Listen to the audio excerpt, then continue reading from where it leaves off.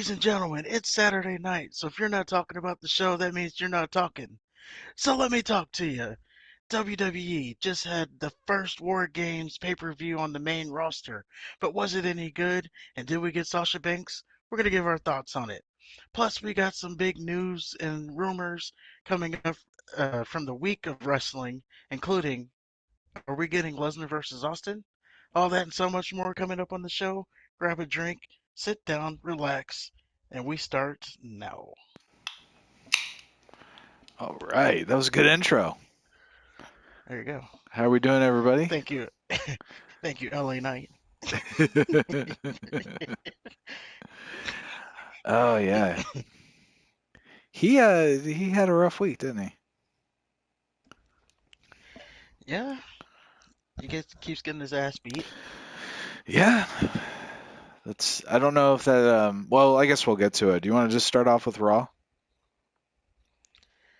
Yeah, we're gonna start off with our Raw review. Okay.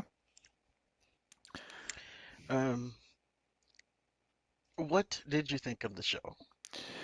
Well, it just like any other go home show. It nothing happened, and it was just the same shit.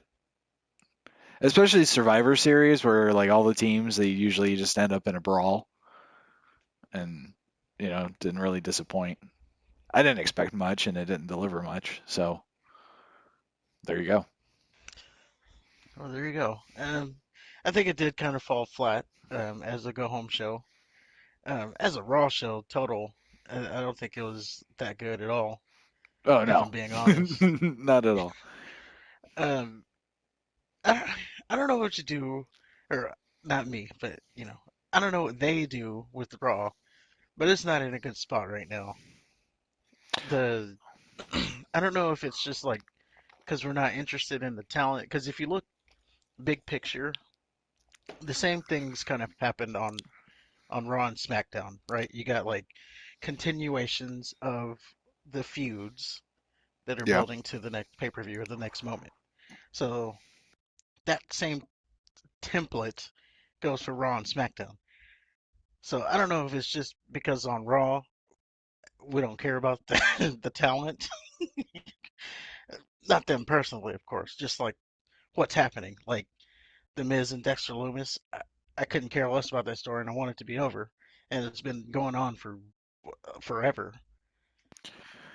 yeah, that's a bad one. Like Like, who wants to see that? so, yeah. So yeah, I don't know if it's just because the storylines are just meh right now, or if it's just not a good show. I mean, number one, the crowd. It's like they're, I don't know, watching a golf match or something. They show up with their Snuggie and their hot cocoa, taking a nap during the whole show. That doesn't help things. Kevin Patrick and his stupid accent doesn't help things. Oh, with his stupid, oh, you gotta feel for Theory. Like it's Theory. Put an H on it, man. I think, yeah, the commentary is just awful. Corey Graves is awful. The Kilpatrick guy is awful. Wade Barrett's even like starting to grate on my nerves. Well, I'm okay with Graves. He has his moments for sure, No, I hate where it's like Graves. just shut up. But yeah, Kevin Patrick, golly, he needs to be gone. He needs to be gone. Yeah, And number two, another thing that's wrong with Raw is, Triple H. He's doing all these signings. He's bringing back Hit Row. He's bringing back, whoever else he's bringing back, Meacham, Michelle, uh, Mia Yim. He's bringing back all these people.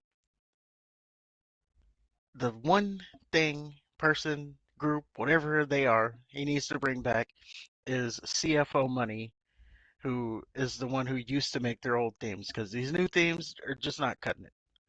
That's another thing that's taking me out of Raw. is like what? They changed these themes. What? Whose theme? They changed Johnny Gargano's theme. It's like a remix now, and this is not Oh, Rebel Heart. Yeah, the words say Rebel Heart, but It's not Rebel Heart. I don't know. I don't like Gargano. I don't think you can do anything to his theme music to change my mind on him. Well, this new theme ain't it. Uh, yeah, it's just little things that just add up to the show not being that good. Well, what happened to So I CFO? don't know how you. Uh, they lost the licensing deal or something. Oh, to these people? To the current regime? Yeah, or they were Okay. part of the budget cuts. I don't know, but they're not making the music anymore. So this new group, I don't even know who they are, but they suck. Yeah. They're making the themes, I don't know if they're and responsible for the Judgment Days theme, but that's an awful one. that is actually Alter Bridge. So no. Oh, well, there you go. The people who made Edge's theme, Well, the same group. they can't all be Um, winners, I Now, guess.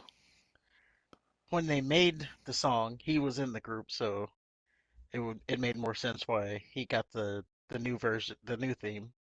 But then they kicked him out of the group, but they kept the song. Well, So, you're not gonna go through the trouble of getting a new song. oh, it's a new group. Not really. They're still the Like Judgment they Day, don't aren't they? that Judgment Day doesn't need Alter Bridge, It's just a further slap in the face to Edge. I or took your they've group. already paid for it and is like, Well, yeah.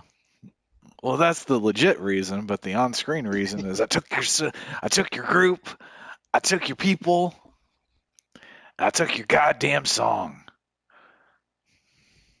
and I made you say I quit in front of your wife before I bashed her skull in. like I've done so much to you. I've emasculated you so much. You better say thank you next time. Right. I'm gonna throw money on you until you buy yourself something nice. I think the biggest problem is the just the brand split. Because on Raw you have like you know the Usos taking up time, and then Seth Rollins, and then the Judgment Day. And that's it. And then with fucking SmackDown, it's you have better wrestling, but lately it's been the fucking brawling brutes. I I don't. think the crowd helps SmackDown too. Yeah. Well, because the wrestling's better. If you have better wrestling, the crowd's going to be more into it. When you have a whole bunch of Yeah. fucking talking, I mean, some talking's good, but ultimately you got to get in the ring. Well, even then, like during the matches, the crowd's just sitting there as quiet as can be. It's like, is anybody even in that arena? Well, that's because the matches aren't that compelling usually. Like I think the like this week the most compelling match was Ripley and Asuka.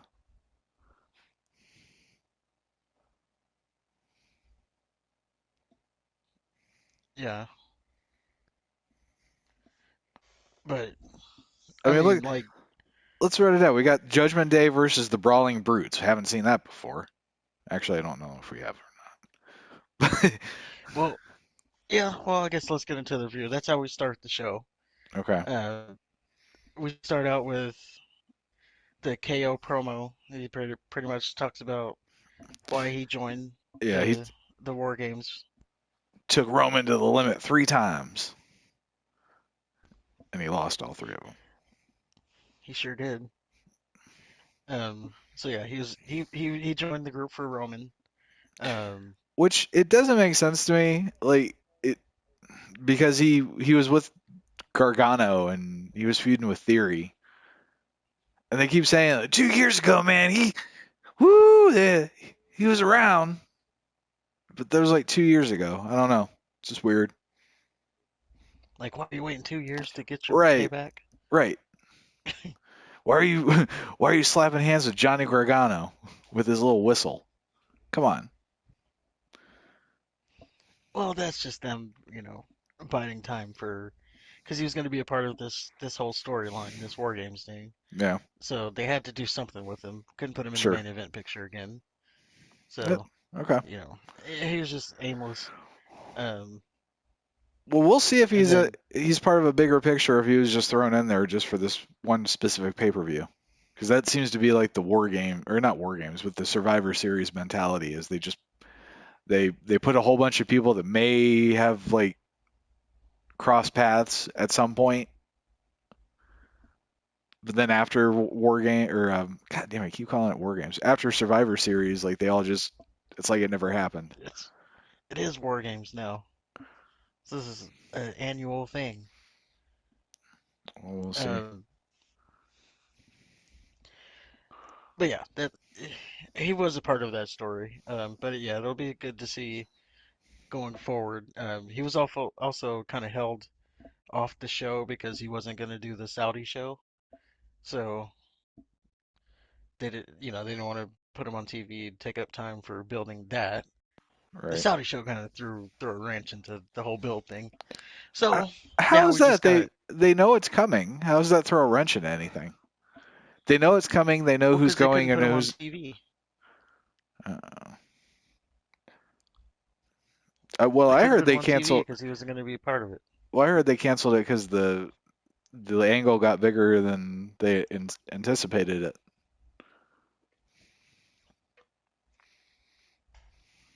That too. No, that was after. Well, I don't know when that came up. Because they Owens he was in the back and he goes, "Oh, you need to change your shirt." And then next thing you know, he's palling around with Johnny Gargano, giving life lessons to Austin Theory.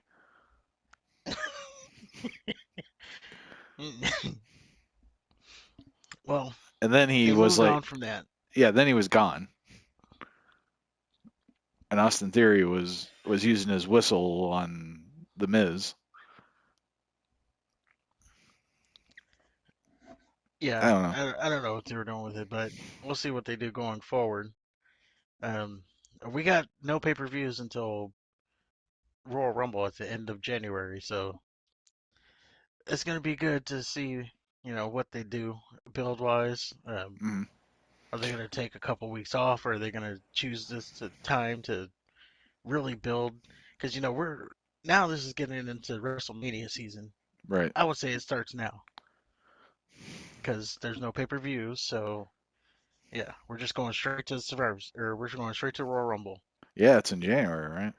Which I was just thinking about this that I like it this way because it gives them more time to build as opposed to like, oh, here's a big show. Oh, next week is a big show. Yeah, every 2 weeks. That's what they use. Well, Oh shit. maybe it was every 3 weeks. It Yeah. was about every 3 weeks they were doing a new show. So, um, Which is good for, fans, but when it comes to storylines and stuff, I think they have more time to do something with it. right, yeah, So yeah, so KO comes out, gives his reasons, and then Team Sheamus comes out through the crowd for some reason. I don't really know. that is because it was the 10th anniversary of the debut of the Shield. Is that what it So was? that was It yeah, was a nod to that. Okay. I was wondering if that was in play. That's still stupid, yeah, but that's what it was. at least they have a reason. But yeah, they all came Yeah, out. so they come out. Yeah, go ahead. Oh, you got it. Oh yeah, they come out. Oh, it's going to be a war. Blah blah blah blah. Then Judgment Day comes out for no reason, and Ripley alludes. The only thing I've gathered from what they had to say is Ripley alludes to the women's match being more important. the the match with Alexa Bliss and Bianca Belair. Sheamus shits on Balor, calls him a plastic patty, which I thought was kind of funny. Good old. It was better what Balor said. What did he He say? said he said plastic patty. What does that even mean?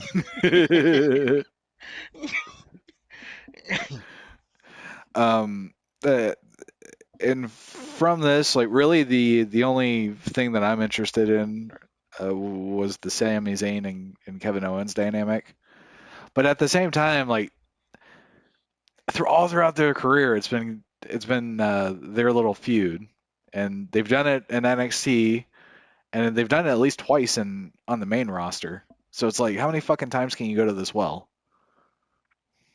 Well, I mean, I could say they tell a great story between the two of them. They do, but it's the So, same story. Anyway, is it? I it know the is. first time it was They're Kevin be- Owens. they're best friends, and some sort of fucking adversity comes in between them, and then they have to battle. Same shit. Well, I don't know. I enjoyed I the do. storytelling. It's enjoyable that they work well together, and you like you said, they do tell a really good story. But at the same time, like how many times can you read the same story or watch the same movie over and over again? It's I not their like fault. I like Braveheart, but you know I don't want to watch it three times Yeah, in a row. yeah, that's not their fault. How is it not their fault? They're the ones involved in it. They're not booking it.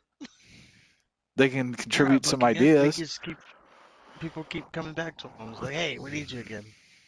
All right. Like, of course, we're gonna tell the same story. It's still the story. Like they make up and then they break up. That's what they Oh, do. They're frenemies. wow. Anyway, that to me that was the most important or the most interesting part of the war games. All of war games, really. I was kind of sort of interested in the triple threat match, but I was not excited for this show at all. I was excited for it to see what they were gonna do, Mm, and we're gonna talk about it after that. But yeah, being a first time on the main roster, I was excited to see that part of it. yeah. See, the only war games I saw was the one. It was right after the NWO joined, where Hogan came out as the third man. So they had a war game shortly after that, and it was just a clusterfuck. And these were clusterfucks too, but they were kind of they're a little bit more cohesive as opposed to just a whole bunch of guys doing stuff.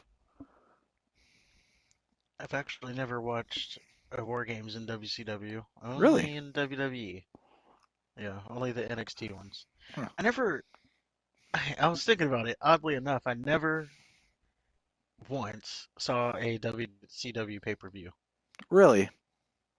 Yeah, They weren't that like great. I would always get the WWE ones, but I would watch WCW weekly more. So it Right. was always weird. But I think they were more money. That's why I never got them. If, yeah, I think it was like $50 where WWE was like $40. I don't I think. remember that. I do know. Well, obviously WWF had the better story. So if you're gonna knowing you, if you're gonna spend money, that's probably gonna be the one you're gonna do. WCW had better wrestling. Yeah. But But yeah, I never watched any of the WCW ones. well, you should go back and watch. I mean, take advantage of the Peacock Network and watch some old stuff. Get some good wrestling under your belt, so you can see why I'm so irritated with with today's shit. I watched Raw, and then I had to watch Bret Hart and Shawn Michaels Iron Man match as a palate cleanser. Well, there you go. So from all the hoopla, Judgment Day and the Brawling Brutes end up in a match. Owens was on commentary, always classic, and Graves and the other guy actually asked if he's glad that he won't have to deal with Ripley. And like, can we just stop with her? Can we stop? She she is the Eradicator, Can we stop? Really? and they can't hit her. That's the main part of it. That's the thing. Though, one of these So motherfuckers just need a brogue kicker right in the fucking skull. But just the what are you gonna do? Oh, she's going to come and get you.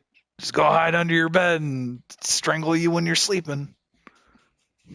It's Rhea Ripley. Fuck that, she's the man. Just nightmare. yeah, just stop. Especially, well, we'll get to it, but the OC comes out mid-match for no reason. There's a lot of there's a lot of Well, just because they just there came is a out. reason. They came out for no reason. They just came out There is a and reason. stood. Because they're feuding with Judgment Day, and also because the Judgment Day is being built for a pay-per-view match that so they can't lose, and the Brawling Brutes are being built for a pay-per-view match so they can't lose, so they had to have a fuck finish. Okay. Enter the OC. Well, brogue kick to Dominique Mysterio for the win. I thought it was boring. Yeah, it was definitely. Anyway, Yeah. it After fit that, the overall show. We'll just say. yeah. After that, Rollins cuts a heel promo in front of a really bad green screen, calls Theory stupid, and makes fun of Cody's injury. And then he's saying he basically looks forward to the three-way match. Yeah, I was definitely confused by this promo. It was definitely a heel promo from a babyface Rollins, so I was confused by that. Well, I wasn't confused at all because Rollins isn't a babyface, but Oh, he is very much a babyface. he's not a He's the babyface. biggest babyface. He's not Oh the my biggest God, he's babyface. such a babyface. It's not. And the real Quit question, trying to catch lightning in the bottle twice. We had a good argument last week. It's ruined. it is ruined. We Yeah, we had a good argument on it. It just we lost it. yeah. But I still stand by that he's a babyface. Well, I So stand what by are they he's a gonna heel. do? Well, here we go again. Yeah. So what are they gonna do when Cody Rhodes comes back? You got babyface Rollins. They're gonna have to turn him back heel, Well, and then at that point he will be a heel. since he's not a babyface, he won't actually have to turn anything because he'll just come back and he'll feud with Cody Rhodes, or Cody Rhodes will just get hot shotted to the Roman spot. Even Meltzy boy, Dave Meltzer, he said that he was confused by that promo because Rollins is a babyface. So, and he's one of the guys that have an in or a source or whatever you want to call it. Meltzer P sitting down. I'm sure he does. Doesn't doesn't change the fact that he has a, a source, and that source told him Rollins is a babyface. No, he ain't a babyface. Okay, maybe you don't know what a babyface is.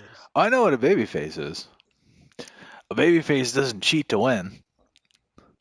When he hasn't cheated. What do you mean he hasn't cheated? How did he get the title in the first place? He was a heel at that point. He was He's not. He's still a not a heel heel. now. He's still a goddamn heel. See, this this is why you're confused. Baby faces When don't he injure won their the title, opponents and then laugh about it. They also don't call their opponents stupid. look, I know, I understand. Okay, this is a confusing thing. It's not When he won the confusing. title, It's not he was confusing a because he's a heel. fucking heel. No, he's. Yes, he is. What Oh, makes it? he's not. What makes him a baby face? You tell me. Um, You tell me right now. What makes him a baby face? Give me 100 reasons why. um, 100. Okay. He's been doing the open challenges. He hasn't turned down any matches. Usually the heel is like, I'll give you a match, but not tonight, and then do that thing. So he hasn't turned down any matches. He's been winning clean. He's been wrestling heels.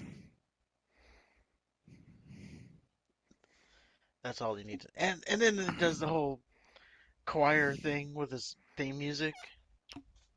Well, that don't mean nothing. Just because the fans cheer doesn't make you a baby face.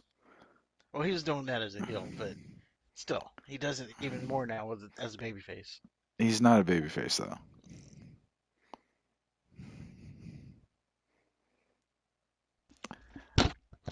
He absolutely is. He absolutely is not.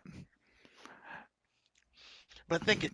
Speaking, because we'll move on. Okay. Speaking of one of his opponents, we got Mustafa Ali versus Theory was up next. Oh yeah. Um, Mustafa's still hurt we knew who was gonna win because because it was it's Mustafa. Mustafa and yeah, and Anybody. Theory It's Mustafa in a and warm Theory body. still trying to figure out what he did to piss whoever he Oh pissed man. off. Maybe he's a little too vocal on Twitter. He's actually been pretty quiet, I know he was the first one to except for call that out. whole except for that thing. Yeah. Is it just me or does Mustafa need to lose the braids? Um, I'm okay with the. I guess I'm okay with the braids. For me, more the tights Okay. need to go. I don't like the whole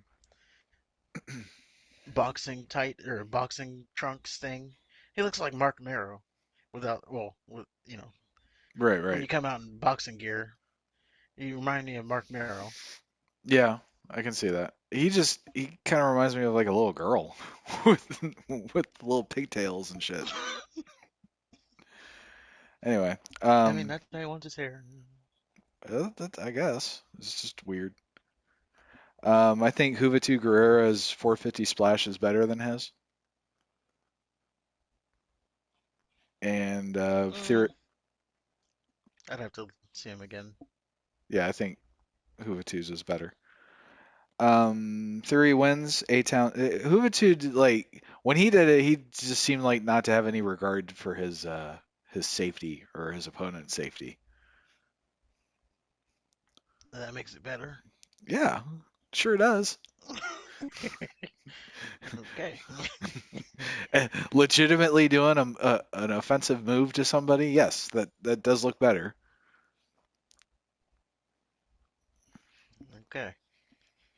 So Theory wins, like we said. A Town down. I don't know why he had to announce it.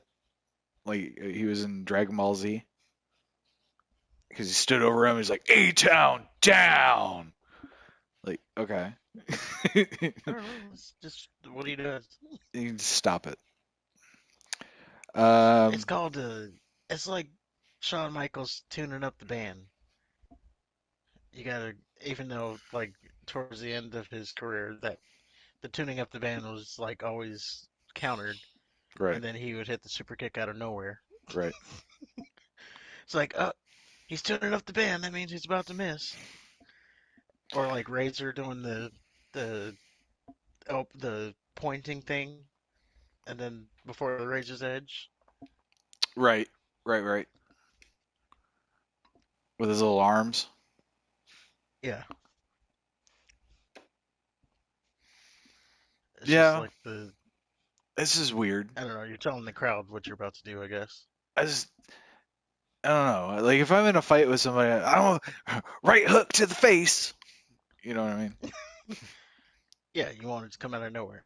Right. Just a little tidbit. So after that, Lashley comes out to face Theory. Um, Theory or not Theory. Lashley has the microphone, and he's not the best talker, is he? Uh, no, he's not. He's He okay, but he's yeah. If you, I wouldn't have him saying too much. yeah. Like maybe like 3 lines max, I would say. And If you get whoever past that, then you're getting in trouble. and whoever's writing his lines, of course, still haven't been paying attention to the previous weeks because he said all you had to do is pick up the scraps that I left, even though he's the one that stopped the pin. Well, I thought he was trolling with that line. I don't know. Okay, I don't know. Just the It's way like that Because he's been saying shit like that the whole time. Like, oh, you couldn't. I wanted my title shot. I didn't get it. It's like you stopped. You stopped and you went to the. You went back to the locker room. What are you talking about? I need what's mine Yeah. again. You all you had to do was pick up the scraps that I left. But you stopped him from doing that. What are you talking about? I don't know. Just weird. Yeah, again, I just saw that as a troll. Fair enough. I could be Oh, looking. I left you table scraps and you couldn't even finish that. But the hidden thing is you stopped me from doing it. Right. Okay. Fair enough. Um. That was a heelish thing to do. Yeah. Absolutely. But just again, just kind of the way that it's been going on for these past few weeks. Lashley seems more retarded than he does malicious. I don't know.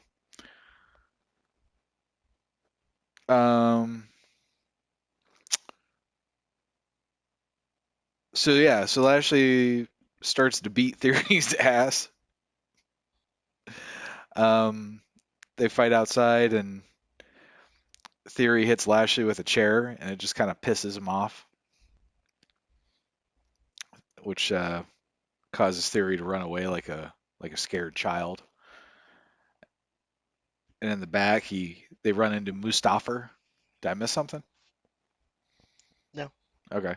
And in the I was back, gonna say, uh, it's not the best look for Theory to be running away. right? Yeah, it was He's just kind supposed of to be weird. this new character. I thought, yeah, I mean, like, I don't mind him backing down. It's just, yeah, just running, just flat out running like that. Especially when Bobby, when he got out there, he was like, "I'm surprised you hadn't run off yet." Right. Like when they got back, he's like, "You're still in the ring. I'm surprised you hadn't run off yet." So yeah, And that then yeah, they get to the back and he runs. they run into Mustafa, and this fucker can't catch a break because Theory Yeah, throws he's just Mustafa into Lashley and makes his escape, which I thought that was brilliant. That I liked, but the flat out, just the turn healing and running. and then So you got yeah, Lashley, and then you didn't even chase him. He was like, "I'm gonna just beat this dude." yeah.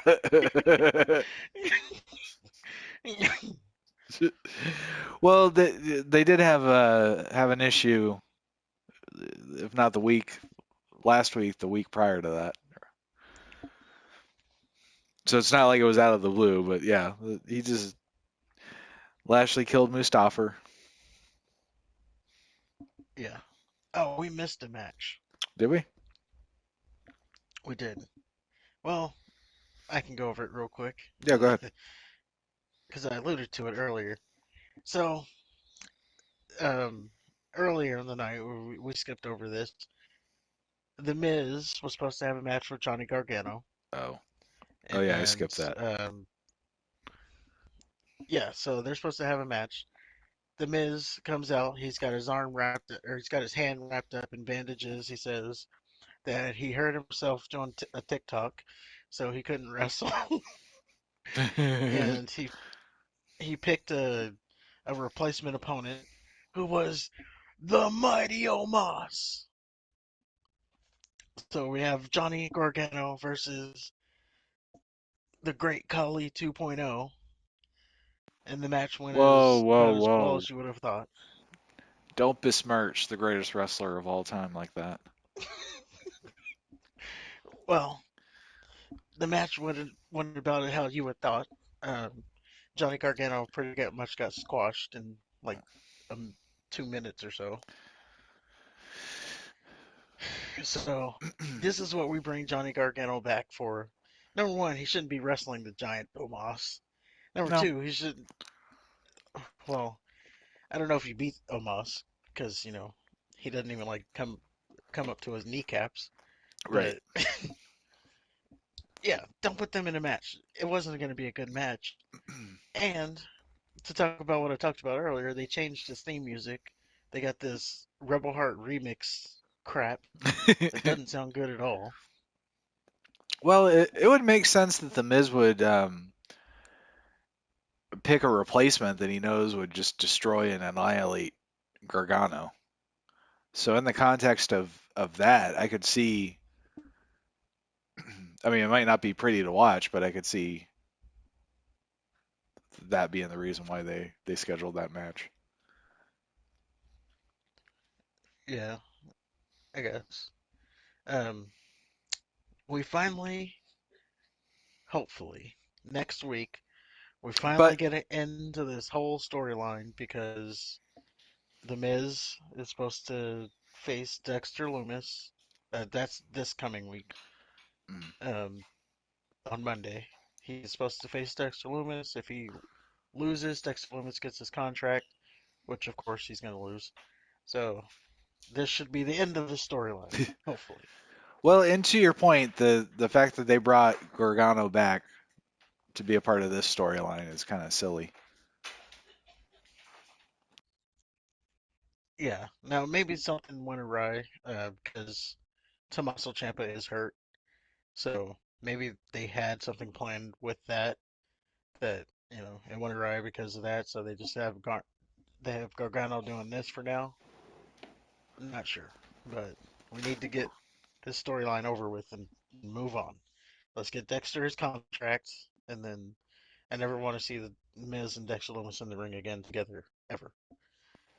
I I don't don't even even know want if I their want to names see. mentioned in the same sentence. I don't even know if I want to see Dexter Loomis at this point. Well, I think the Mrs. Musk has has tainted him. can't move on from him, No, but I'm just glad it's coming to an end finally. yeah. Well, hopefully, because then I don't know. They might do something crazy like Maurice gets involved, and then Dexter Loomis has a crazy wife, and they do intergender tag matches for the next year. Dexter Lumis actually does have a wife storyline wise. Oh, there She's you in go. NXT, Andy Hartwell, There you go. but they're not going to call up Indy for that. They're not.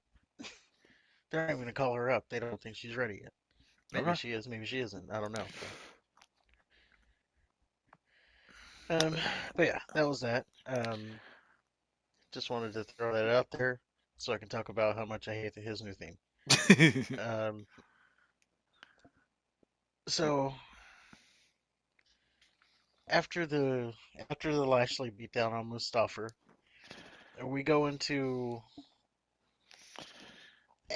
the biggest like you want to talk about what's wrong with Raw. You just look at this match and that tells you everything. We have Drew McIntyre versus Baron Corbin.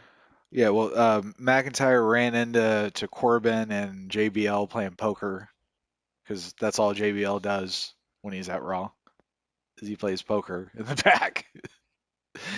Back um, to the APA days. yeah. So he basically just challenges Corbin to a match, and Corbin accepts, and they had the match. And the only thing I took away from it is Corbin looks like a penis. Um, and yeah, McIntyre won. I skipped most of it. I didn't get that, but what I did get, I didn't get the penis thing, Dude, he like but what I just did get, the lack of hair on his head and his bald, it's the way his head pokes out of his little leotard shit. Trust me, very penile. well, what I got from the match was this is what's wrong with Raw. This is what I was thinking about. Like, that's the actual thought I was thinking about. This is what's wrong with Raw. These two have the longest match of the night, and the crowd Did couldn't they? give two shits about it. They didn't make one noise. Um, up until that point. I don't know if the Asuka Ripley match went longer. Maybe it did with commercials, I would think it but did. they had a 17-minute match. 17 Okay. Yeah, minutes. that's way too much. We had to sit through that. So, But in and I don't fairness, usually time matches, but I'm like, how long is this going on? right. Um, but yeah, that just sums up. Like you put Baron Corbin in the longest match on the night. That sums up what's wrong with the show. Well, especially because the Theory Mustafa match wasn't that bad. It was actually a pretty good match. It kind of makes me want to see what it'd be like if Mustafa wasn't playing hurt, you know? Yeah, and I would say I'm starting to his overall body of work. I'm starting to say Theory's actually a pretty good wrestler. Yeah, he's really good. So He's like he reminds me a lot of Cena, obviously, but he has more of a technical arsenal. He's not just, move, move, move, move, pin. yeah, yeah, he's definitely putting on good matches. Like um, he wrestled who was it, Dolph Ziggler last week. Good Yep. It match. was a great I didn't match. watch it, but it was a good match. It's a great match. It's five Mustafa, star. good match. Um, the match tonight. Well, I don't want to skip ahead. Yeah, yeah. I said the match tonight was a pretty good match. So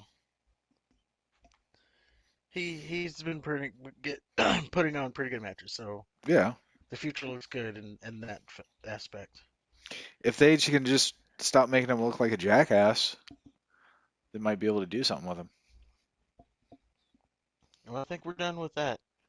He's lost his title, or he lost the briefcase. There's not much more Yeah, they can do to bury him. true. They're rebuilding him, I guess. I guess. Anyway, so after McIntyre wins, OC and Judgment Day are caught in a brawl in the back. Was it parking lot? No, it's just in the back. It was in the back. Okay. Oh, weren't they in the parking lot at some point, or was that the week before? They they went to the parking lot, but it was in the back. Like Oh, they started in the parking lot, went to the back. Like they went through the door. okay. Like I remember Luke Gallows getting slammed, like the car door getting slammed on him. Or maybe I misremember. Maybe they were in the parking lot Okay. Either way, I put the meh. whole time. It- I wasn't paying that. yeah. I wasn't paying that close attention. So It was a brawl.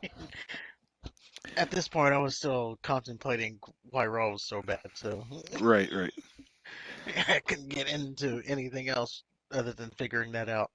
right. So after the brawl, we get a Team Bel Air promo. Don't really remember what they say. I just remember that Asuka is really hot.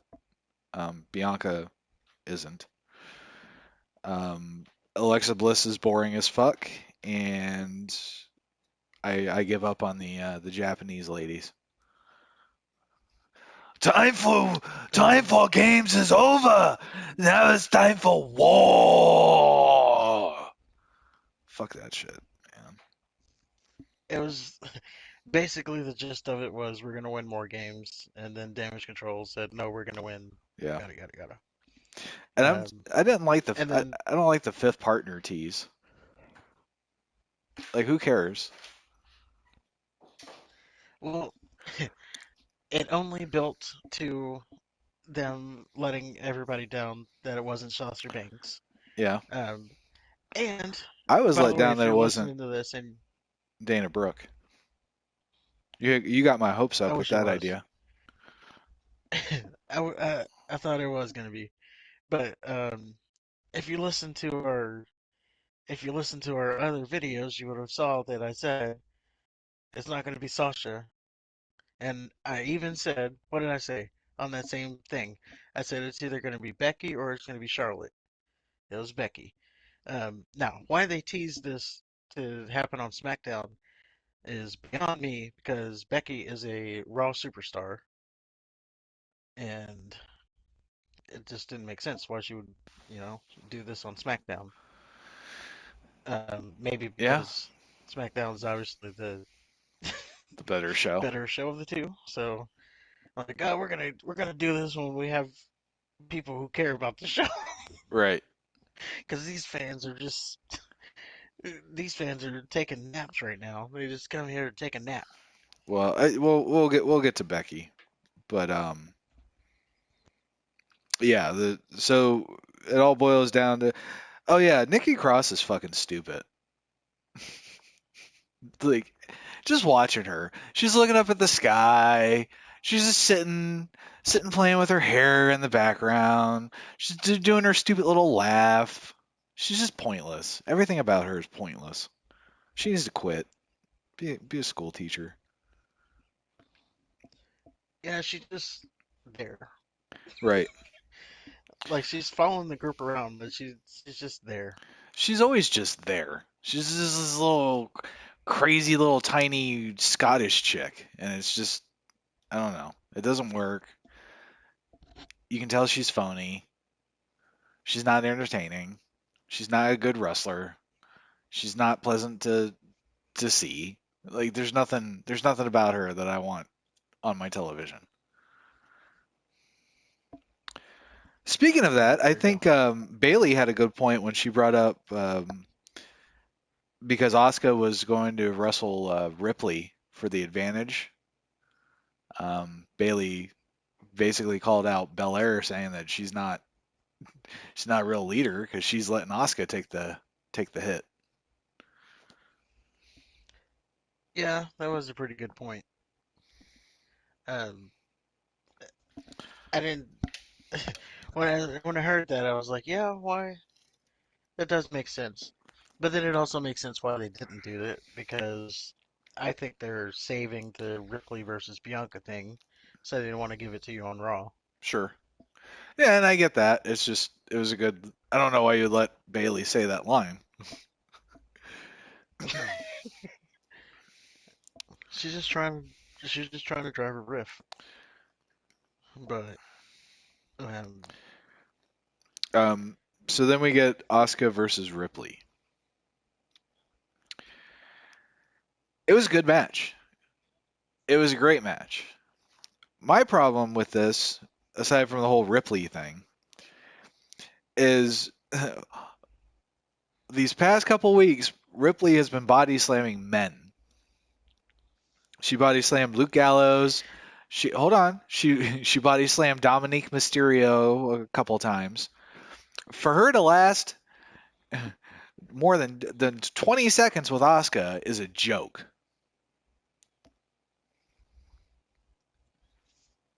she's body slammed. Well, first of all, Dom is just like a little. So that is not. You can't even count that. I get body slamming Luke Gallows is a thing, right? So then that should make her like this super strong force. Exactly. So she's either a super strong force that can hang with the men, or she has a competitive match with little tiny Asuka that can't even speak words. You can't have it both ways. You can't have Asuka have a competitive match with Rhea Badass Ripley, who again is body slamming Luke Gallows, and Lord knows what happens if the Judgment Day fucking feud with the Bloodline. She'll be body slamming Roman Reigns. Oh, look Oh, at how she ain't gonna strong do that. she is. Come on, she ain't gonna do that. No, but I wouldn't be surprised if they did it. She is not body slamming Roman Reigns. Come I'm on, what not. are you I'm even thinking about right now? There is no way they would let that happen. okay. Roman Reigns is the most protected person in the I'm just saying. company. So is Ripley, Not as much as Roman. and she's going out there saying that she her match is going to be better than Roman's match. She didn't say that. She She did just say said that. She said that she said she said her match was going to be the match to watch. The match.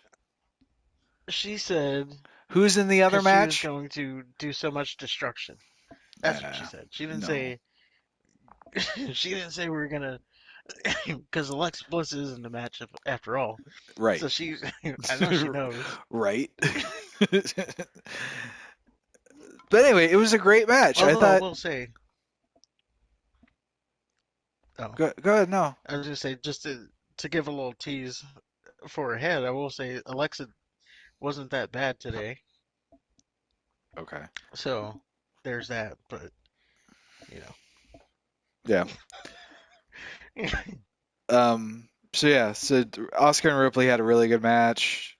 Ripley won, but I still stand by like if you're gonna have Ripley be a badass, then she can't have a competitive match with Asuka, who's been a joke.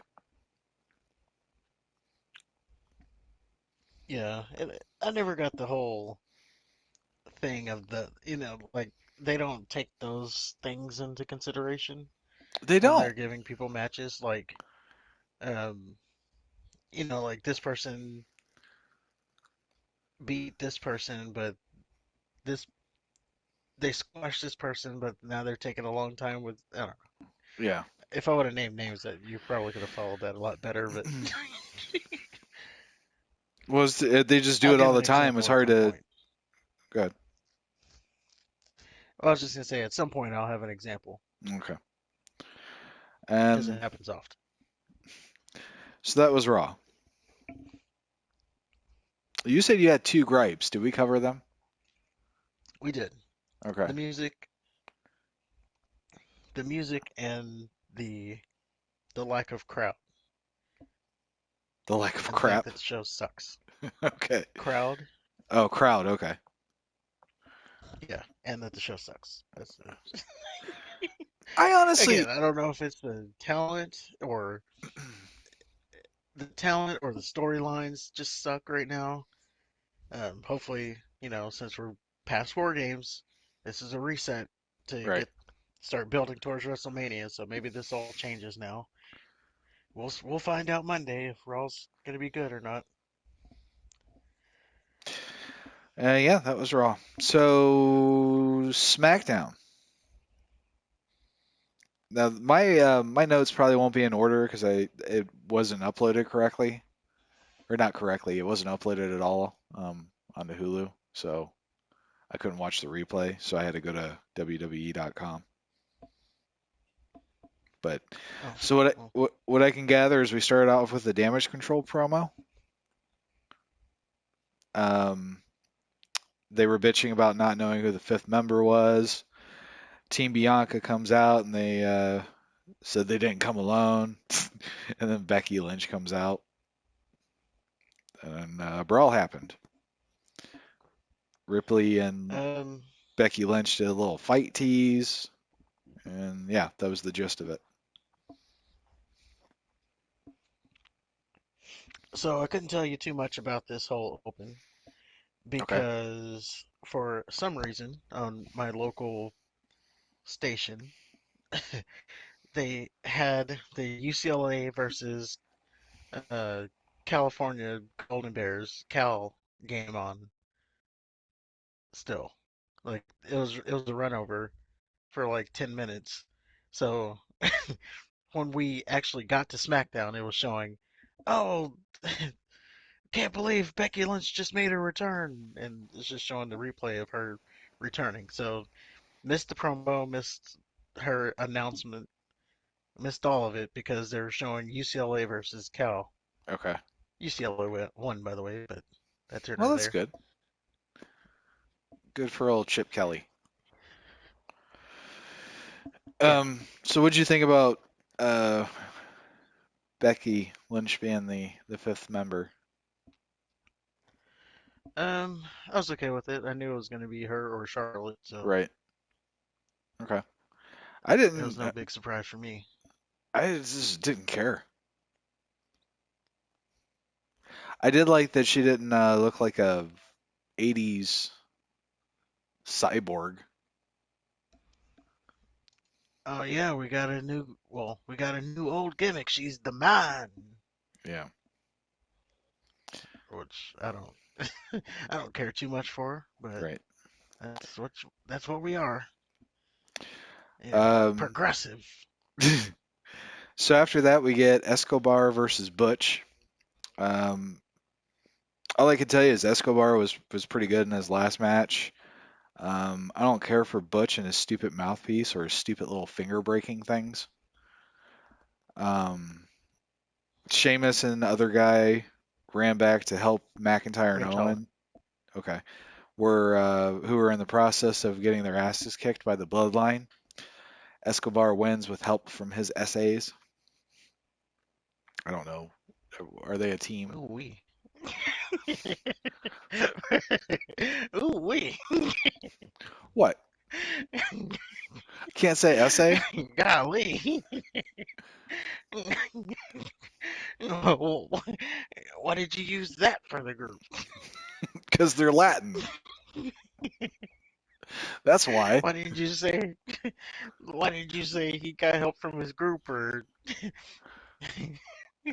his companions, his colleagues? Because SA sounds better. And I got a cheap laugh.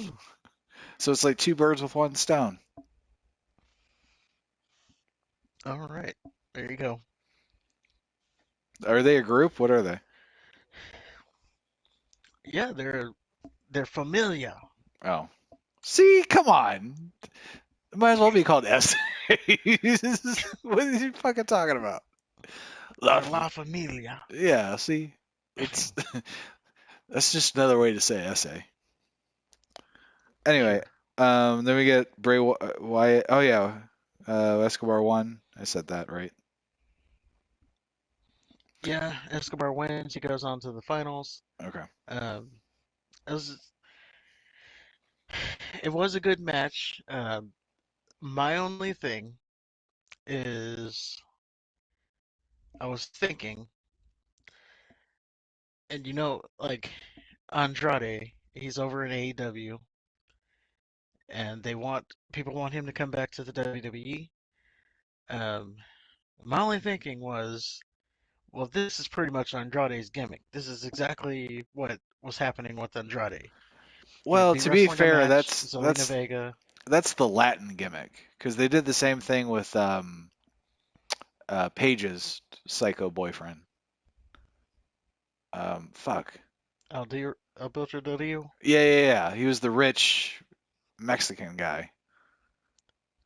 No, the part I'm talking about is the match. You'd have the match. At some point, Zelina Vega would get involved and um, cause Andrade to win. That's pretty much what they're doing with Oh, Escobar. Every okay. every match he gets involved and he wins. So you're saying the So blueprint's the same? yeah, pretty much the same gimmick. Gotcha. She getting involved and him winning. Well, she didn't really get Um, involved, did she? It was the other dudes. She was on commentary. she was the final. She got the final distraction. Oh, So yeah. okay. So the other dudes got involved. I forgot what happened on commentary or what happened, but The um, Butch got Butch's friends ran away, and oh then he got to the ropes, and then Homeboy in the suit did a kick, and then Escobar did something. He did his little move. I don't remember the lady getting involved at all. no, she got involved. Yeah, Okay, she did. okay. So yeah, that's what it was. It was that whole brawl thing. So during the brawl, then you get the kick, and then she did whatever she did. I forgot what she did, but she did something, and then that led to him getting the finisher. Okay. Um, but yeah, they're kind of doing the Andrade gimmick. So everyone wants him to go back to WWE. His gimmicks is already taken, so I think this if he guy's goes better back, what? than Andrade. You know what? He actually is. They have the same gimmick, but he can talk. So He can you talk. know, He looks better. I think he's. wrestle wise, I would say they're pretty even. I Maybe think he's. Andrade maybe a little better. See, I'd give Escobar the edge. Andrade Mm, just. I don't know. He just seems a little heavy. Look at me, like I know.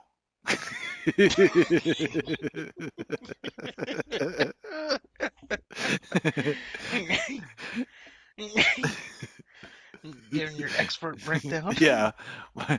Well, all the times I've been inside the ring. But no, he just from a fan standpoint, I enjoy watching Escobar more than Andrade. So after that, we get Bray Wyatt and LA Knight's continuation of their thing. Wyatt had a little spooky promo where he said he didn't attack LA Knight. Then um, Captain Howdy or Uncle Howdy or Howdy Doody comes in with his little skin Uncle mask. Howdy. Yeah, he said some shit. After that, LA Knight was in the back saying he kicked Bray Wyatt's ass if his arm wasn't fucked up, which I thought was funny. Yeah, so the gist of it, um, I guess we're kind of teasing that there's going the next member. I don't, at this point, I don't even know if there's new members of the Wyatt Six. I'm on to go ahead. I'm on to kind of what you were saying, and that Bray Wyatt is all these characters. That ain't good. That is not good at all. Like now, that is one thing. Now, if he can play six different characters, I mean, you gotta give this guy an Oscar or something. I Like he guess. can play six different characters. Well, Like so that's far he's only played two.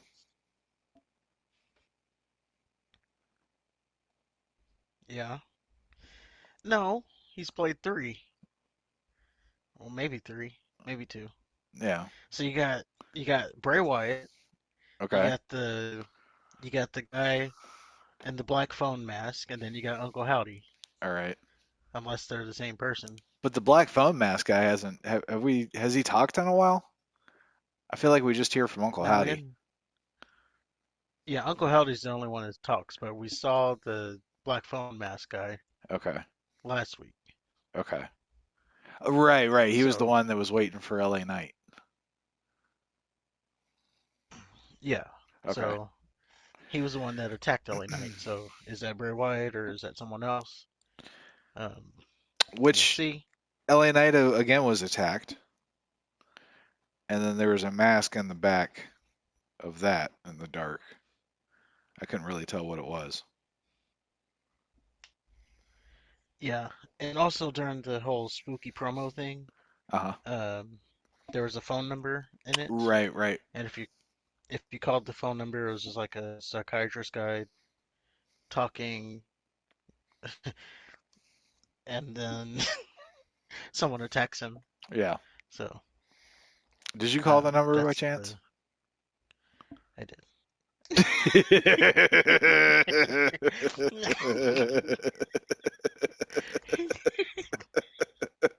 Hey, Well, that's gotta get dedication it for because the I sure as gotta shit get it didn't. for the news.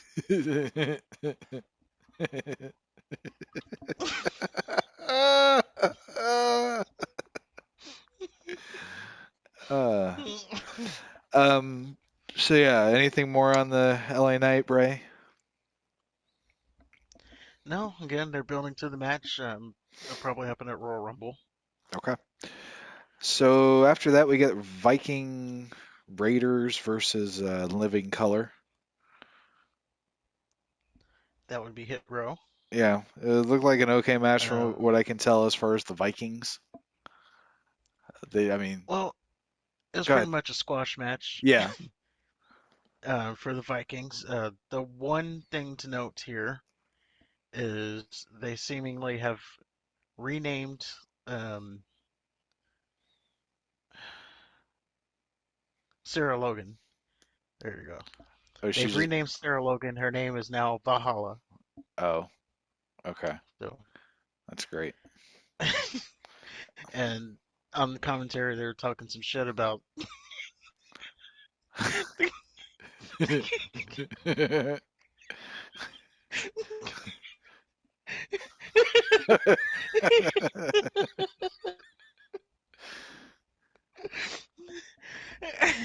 they're t- they're talking some shit about the gods talk to her directly, and then she tells the Viking Raiders what to do. She passes along the information from what they tell her. Okay. So it's So almost yeah, like they're Mormons. no, they're Viking, whatever. Right, but the Joseph Smith, he had little tablet things that only he could interpret and read and see. And then he told everybody else. Oh, well, there you go. Well, Like, oh, I think I can read it now. No, you can't. yeah, so it looked okay from what I can tell. The tall fuck that looks like Uncle Phil sucks balls. And Top Dollar. yeah, he's awful.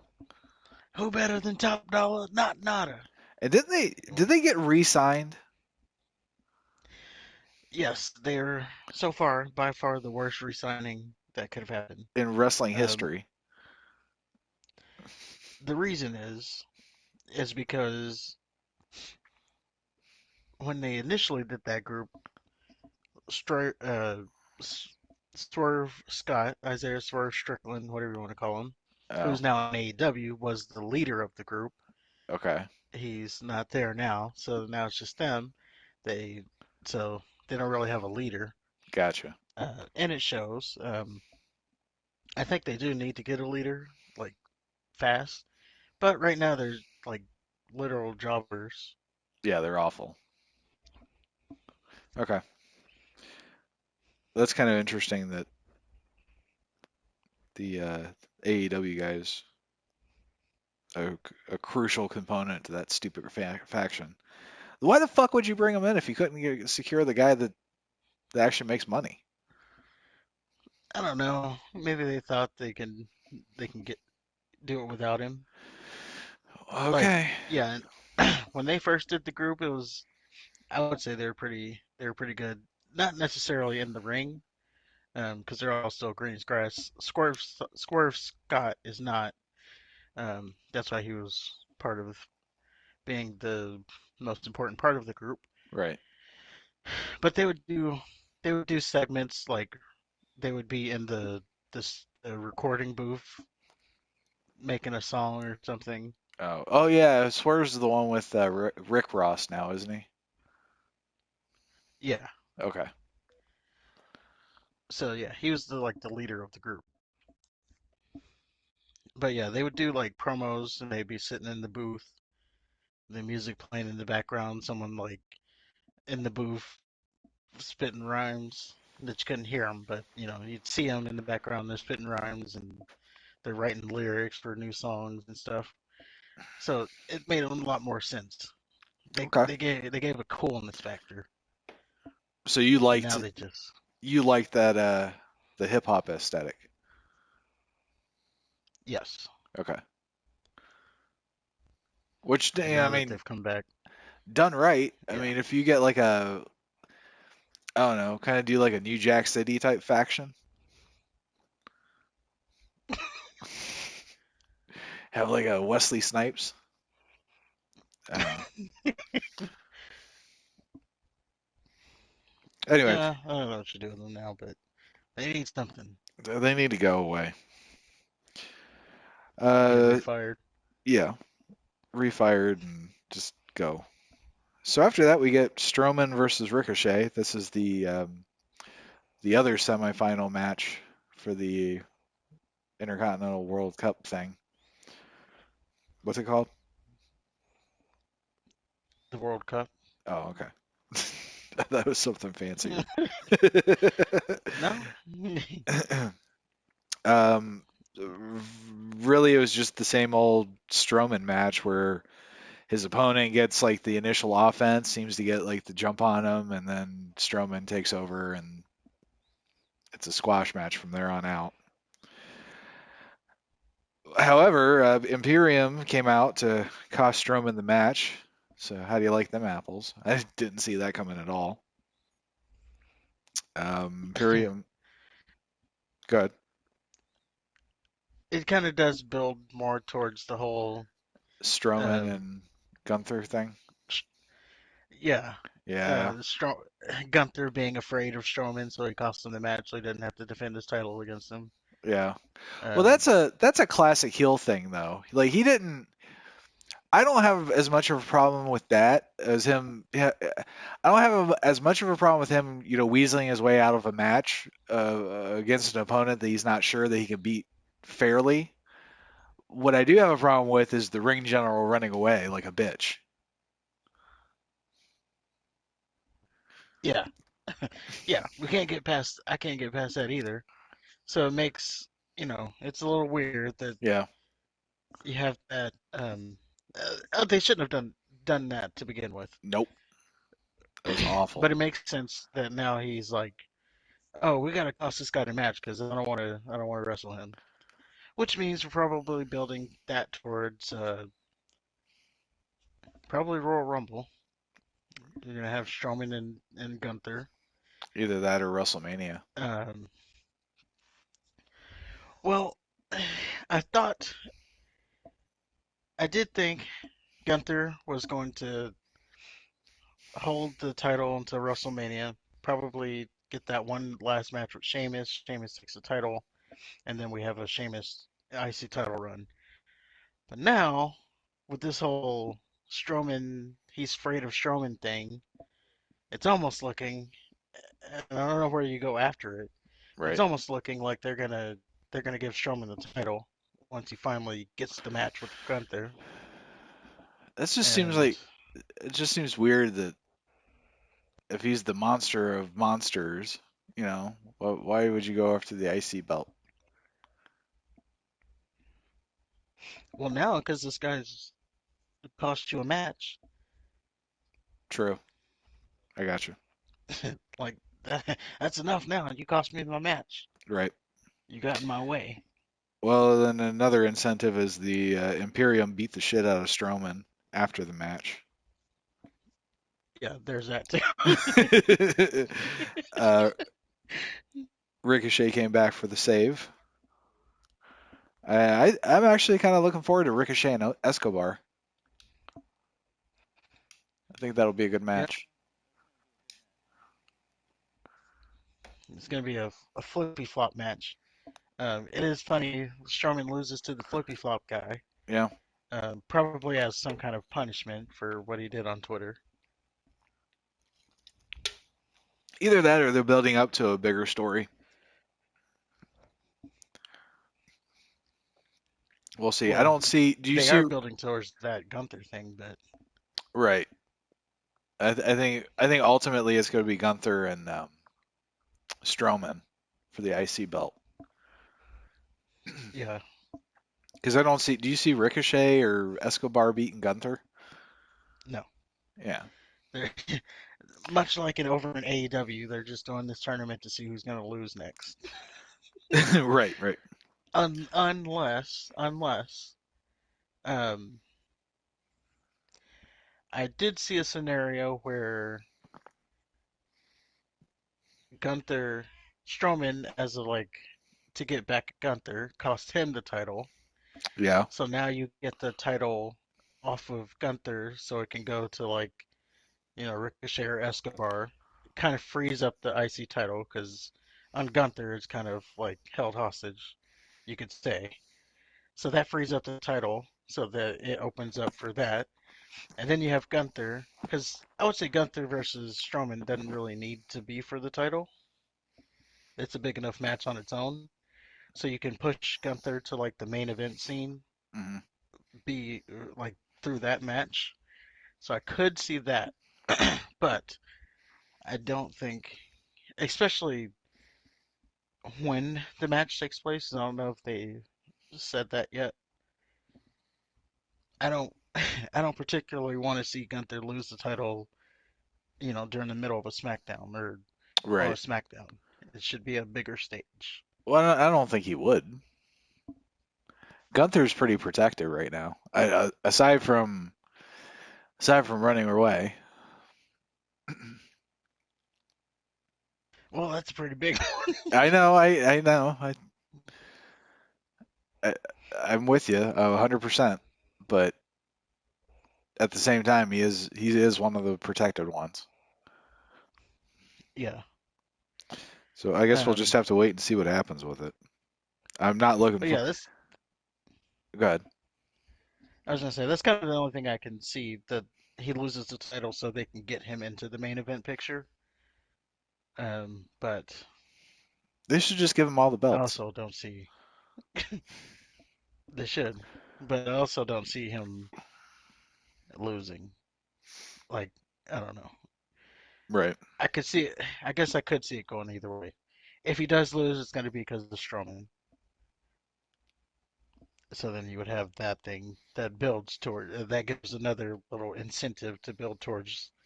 It's actually making more and more sense as I talk about it. That gives you another reason to build towards the match at Royal Rumble. And again, you free up the title. I would like to see Escobar ultimately win the title. Um, Really? yeah, I think he could hold up the division. Over Ricochet? Yeah, um, Ricochet would be good, but you know, Escobar did just debut recently, so he also shouldn't. He has. I don't think he's lost yet. Okay. He hasn't lost yet. Legado del Fantasma has lost as a team, but he hasn't lost yet. Okay. So I think that builds. Yeah, it's just boy, as I talk about it, it just makes more and more sense. Well, You put the title on him. Now he is like the face of the division as the new guy. That makes sense there. And then you can feud him with Butch. You can feud him with Ricochet. You can feud him with Ma- Madcap Moss. ew. You can feud him with like it just gives like everybody. It opens it up the division. Madcap Moss is too busy getting choked out in front of his girlfriend. You can even give Karrion Cross a title match. It would be a heel versus heel thing, but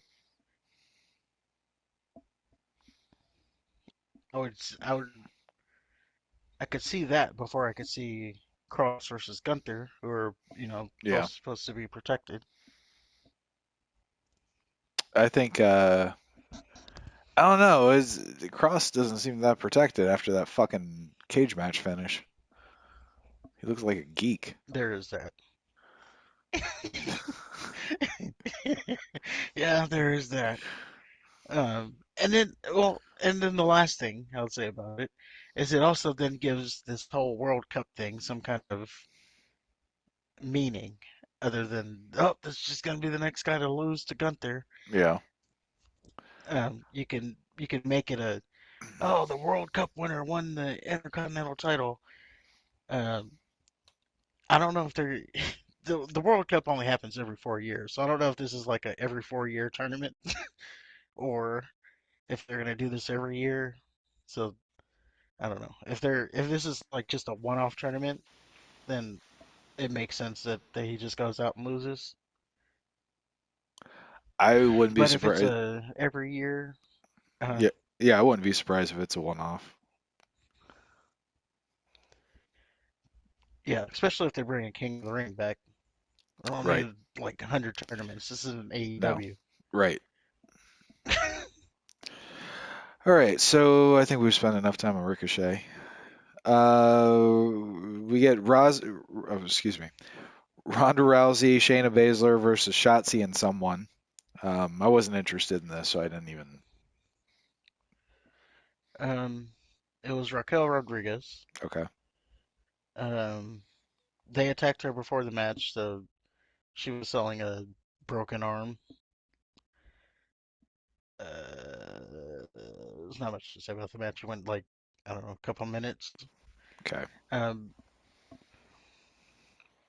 the Well, only okay. thing that point that the only thing that stuck out to me on this match was that it lasted more than 90 seconds. You got the two baddest women on the roster, Shayna Baszler and Ronda Rousey, and then you got Hmm. Shotzi starting the match off as a handicap match, Uh-huh. And the fact that it wasn't over in 90 seconds was beyond me. That there you Oh, go. There's one of those things. we'll we'll get to Shotzi here in a little bit. We'll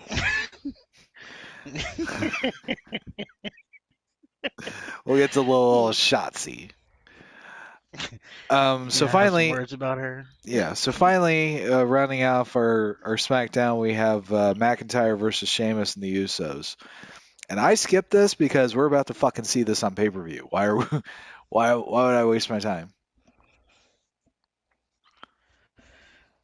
Well, this was for the War Games advantage.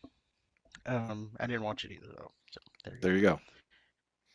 Who I knew won? it was gonna Oh, win, it's so I Sheamus. didn't. Sheamus and Yeah, McIntyre won because Sammy sort of cost the victory. Oh yeah, because there's like this little backstage thing where Kevin Owens talked to Sammy and then he kind of lied to Jay. Like I didn't talk to anybody. yeah. Um, I knew who was gonna win, so I especially didn't watch it because I didn't agree with who was gonna win. I knew Sheamus and Drew McIntyre was gonna win because it's Sheamus and Drew McIntyre. They're a great team. However, they shouldn't be beating the greatest tag team in of the modern era or ever, whatever they call it. Well, they didn't beat It's him supposed to be clean the though. greatest They tag team in history. they beat him with help from Kevin Owens because Kevin Owens did the stunner. See, I Sam, know, but still. Sami Zayn did the referee distraction, and then while everybody was distracted, Kevin Owens came in and stunned the legal man. So I mean, it makes sense as far as why the strongest tag team, would have lost. At least I Well, it just irks me that you always have these thrown together teams, that and you you got like it happens in WWE all the uh time. You got these two guys, the can they coexist guys, taking on this legit tag team, usually the tag team champions, and then they end up beating the tag team champions. yeah. No, I'm with you there. But what I'm saying is, this one time, this one instance, it made sense. No, especially on the back of them just being crowned the longest reigning champions ever. They shouldn't have lost. Well, they didn't lose to like their they didn't lose their titles. They didn't lose anything really I know, important. And my I thing know, is, but they're doing the Sami Zayn like betrayal thing, and I don't. It just seems like out of the blue because Sami Zayn's been kind of a ride or die like this whole time. I know that was the whole thing. Like they were gonna turn on him. Like just a Did couple they? weeks We'll ago, find out later. Roman was like, "I'm gonna make you Sammy Uso." What happened to that vibe? Where's that energy? Well, they had to build the pay-per-view, Okay. plant those seeds, or I wouldn't say plant the seeds. It was time to move forward to the next phase of the story, All right, fair enough. Act Two, if you will. So, but that was SmackDown. It was pretty much in the same vein as Raw. Just it was there. Well, I mean, let's not go comparing it to Raw. Raw was just a terrible show. Well, I thought they were SmackDown was much better. okay. Fair enough. Real quick on AEW Dynamite, Thunder Rosa was stripped of the women's title officially. Jamie Hayter is now the official AEW Women's Champion, The reigning and defending undisputed women's champion. which I say is about time. And if I was Tony Khan, I would put the belt on Britt Baker immediately. Well, they're building towards that. Yeah, I think Well, she's. they're at least building towards a match. I don't know if they are necessarily building for her to be the champion, but they're definitely building towards that match. I think Britt Baker might be the best women's wrestler. She is pretty good. She's pretty Yeah, good on the mic too. yeah. After she basically turned babyface against Paige. because Paige had that dumbass promo. Oh, I got hit by a car. I love wrestling more than you. I don't know if that was good, but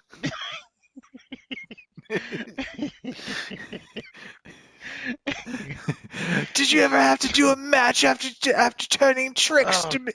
you're still doing it. All right, fine, whatever. Go ahead. Go No, ahead. no, no, we're done. Just want to ruin it. Just say it regularly. Just no, you can't.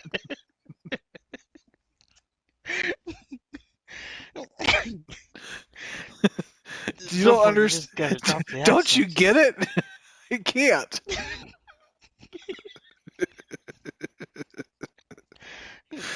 Well, anyway, so yeah, I would.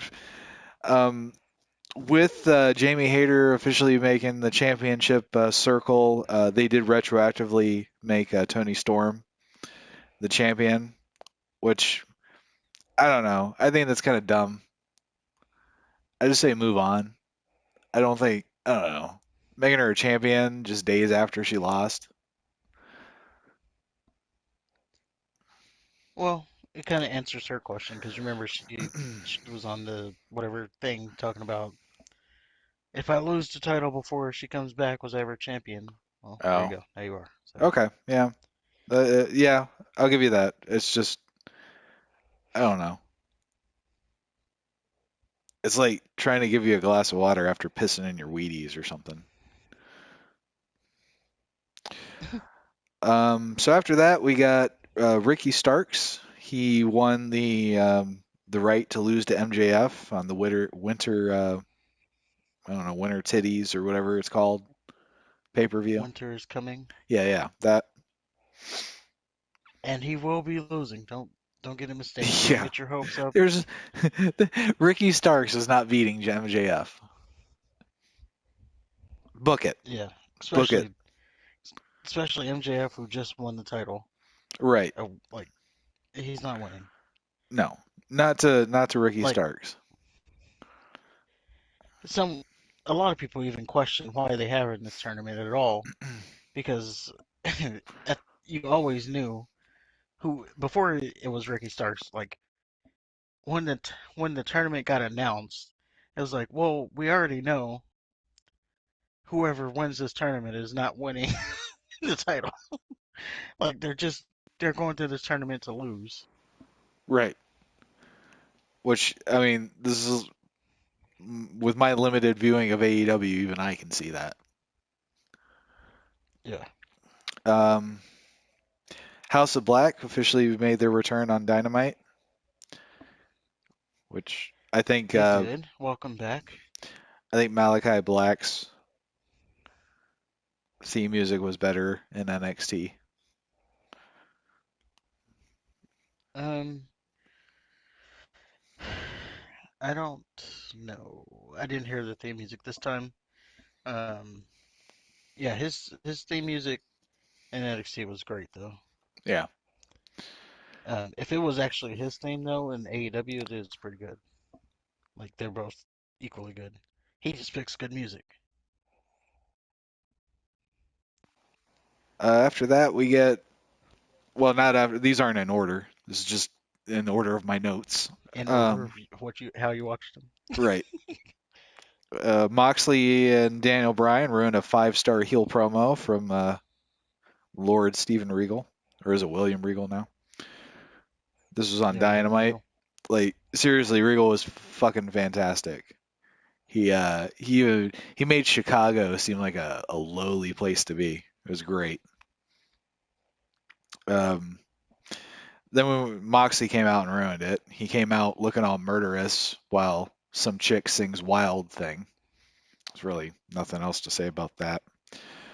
Daniel Bryan wants to save William Regal from getting his ass kicked. At one point, he says he loves this man. This is right after telling everybody about his daddy issues. Enough said about that.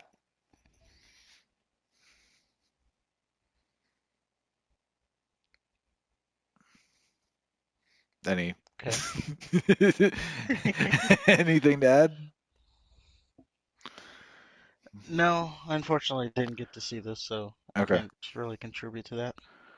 Yeah, just Moxley wanted to kill Regal. Daniel Bryan came out and he stopped him, and they did this whole over dramatic, overacting thing. And Moxley basically told William to run, and William left, and Moxley looked like a unwashed homeless person. On Rampage, Cesaro. Oh yeah, Hold go on, ahead. hold on, hold Yeah, on. yeah. There was a match that I did watch. Um, it was the Elite versus the Death Triangle. They're doing this best of seven series. This was match two. It took place in um, Chicago because that's where Wait, Dynamite wait, wait, was. wait. Best of seven series, Yeah, so they could potentially be wrestling each other 7 times. yes. Not potentially. They will be wrestling each other seven times. And what world would it not go to a game seven? True. Okay. That just seems really lame. I don't know if there's anybody I'd want to watch wrestle 7 times. Yeah, especially when you know they're wrestling seven times straight. Like when you're calling that beforehand, Right. it's even worse. I don't agree with the whole thing, but Like this was match two. even if it was Shawn Michaels and Bret Hart, or Shawn Michaels and Stone Cold, or anybody, past, present, or future, like if they wrestle 7 times consecutively, it's not going to be good. Eventually, it's going to be fucking boring. They're going to run out of shit to do, and Yeah, it's gonna be and repetitive. the elite aren't creative enough as it is, so like they're not going to make like 7 unique matches. Funny you say that because there's some things that happened in this match that I did want to note. So during the match, they took shots at CM Punk. They took shots at this whole backstage fight that happened. Um, Which is you funny because had nobody is allowed to say anything about it. yeah, and it's even funnier when we talk about the news stories because it contradicts the whole thing, unless it doesn't. So you have um, Matt Jackson doing a buckshot lariat that he botched on purpose. That's a callback to CM Punk botching the buckshot lariat during his match. No, no, no. He botched Um, 2 buckshot lariats. oh yeah, he botched two buckshot Like, lariats. like if he fucked up the one, I think he would have got a pass for it, but he did it twice, and basically did the same move. Yeah, so you had that reference. You had Kenny Omega biting Pac's arm. Um, so that was funny in itself. Um, that's a reference to Paige still biting Kenny Omega. That was And then it was Ace also Steel, funny. not Page Steel. Yeah, sure. It was also funny. I don't know why I said Paige still. I guess I do know why. I don't either. I don't even know who Page Steel is. I don't either. Okay. It's not a person. um, it was also funny because someone on commentary even said, "Oh, you always bite someone in a fight" or something like that. uh, so that was another little call out. And then finally we have Kenny Omega hitting a go to sleep. So this all happened in the match. Death Triangle wins the match, but I think more newsworthy were those spots that were a direct shot potentially at CM Punk. What I think that was saying was they've smoothed this over, and CM Punk may be coming back to the company in a sense, as smooth as it can be.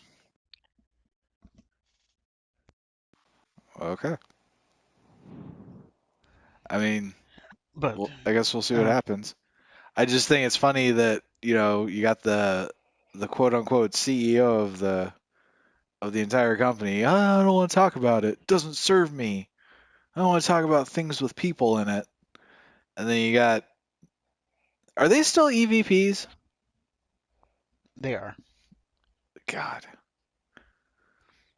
Um, yeah, so you have the EVPs just publicly taking shots at a former employee. That's what made me think it's a work, Right. unless it's not a work. And if it's not a work, then Then they're just fucking retarded. um, it leads Because, to what what they were saying on Twitter. Punk was right, because that's what they said on Twitter after the match. Not them, like the people watching. uh-huh. Or like Punk was right when he said that he works with a bunch of children I because they're saw, doing this shit. yeah, I saw a lot of mixed. It seems pretty divided. Like there's Team Punk and Team Jokers. Yeah, I don't there's know. people for AEW and then there's people for Punk. If it's a work though, I just can't imagine a scenario where your payoff is an elite match. A CM Punk Like versus Kenny Omega match. that might be good, but with the Young Bucks, I think it's a one-on-one match unless you get FTR involved, but yeah, that doesn't make sense to the whole storyline. Like this is just, right. you know. I guess we'll find out. Either he comes back or he doesn't. If we see him Yeah. come out in the Royal Rumble, we'll know what happened. Well, he's not gonna be in the Royal Rumble. No chance. No chance. No chance. He is still hurt, so there's that too. That's true. Um, but yeah, that was all we can really go over on Rampage. Let's talk about I'm sorry, Dynamite, and then Rampage. I don't watch Rampage, so you want Oh, to give a rundown on that? the only thing I have is Cesaro. Well, there was a couple, like the Tony Storm thing was on Rampage. The only other thing I have is, so Cesaro interrupts the Jericho Appreciation Society. Jericho's loving on himself and doing Jericho things. Says he can't sleep since their last match, and he knows he can beat him, and blah blah blah blah. Jericho's little greasy buddy says, "Oh, I got a great idea. You were a good sports entertainer. You you'd make a good addition to the Jericho Appreciation Society." and, That and would then be Daddy Magic, is who he's doing right now. he then Chris Jericho says, "Oh, my nipples are hard," which apparently that's a thing that they do, which doesn't make it any better. That's his catchphrase. Yeah, like does Tony does does Tony Khan just not have standards?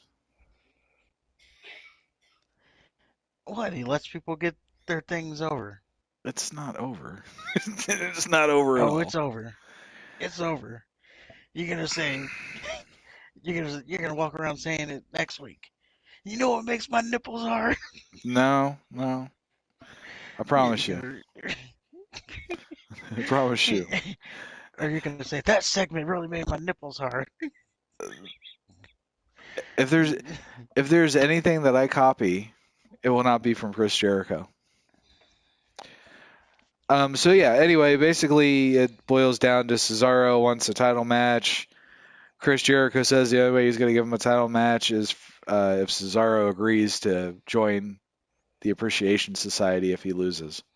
So that tells me that Cesaro is going to join the JAS because we already have an MJF opponent scheduled. So I don't see Chris Jericho losing that title anytime soon. Yeah. So that will be the end of the Blackpool Combat Club for sure. So there's that. Yeah, well, it which is wasn't. good because Moxley he was supposed to be on vacation a long time ago, Mm, and so then you're just gonna have like, and he's probably going on vacation, so you're just gonna have like Wheeler Yuta and Daniel Bryan left, um, Bryan Danielson, sorry. So there you go. The group's pretty much over. I guess you could say it was over when Regal did what he did, but it's official now. yeah. So, but that's all I have with Dynamite. I will say that I did catch some of the FTR match with I forget who they wrestled. It's not important. FTR is great. I think we need less Hardly Boys and more FTR. I also thought, I truly thought with all of my heart that WWE had the worst commentary in all of television. That's until I saw clips of Dynamite and Rampage. My God, their commentary is awful. You don't like who? Who don't you like on it? All of them, they don't mesh well. Even JR sounds awful. Well, he's had his issues. That's fine. He can have his issues and He stuff, only but does the end of the show anyway, he's and still Rampage. he's still speaking to the public, and unfortunately, he's not cutting the mustard anymore. Taz is awful. I don't even know who the other people were. Taz is fucking phony as shit. Well, I take them over Kevin Patrick any day. Oh, what are you gonna say about Terry? Like, golly, him in his stupid accent. You know what? I wouldn't take And any of them. that's not even a, because, Sheamus has an accent, I think he's from the same place. He doesn't sound bad. Yeah. He doesn't say Terry.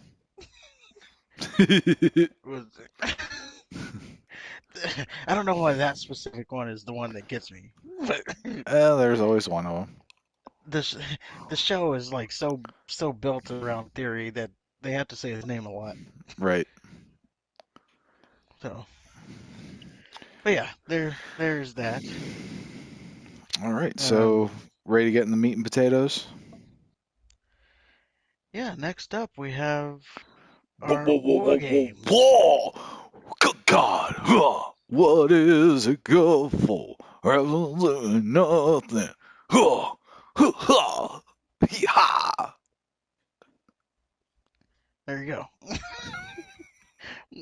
go. War games, ladies and gentlemen. I don't know if I was supposed to join in or what.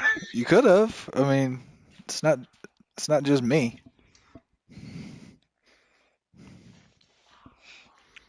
So yeah, war games.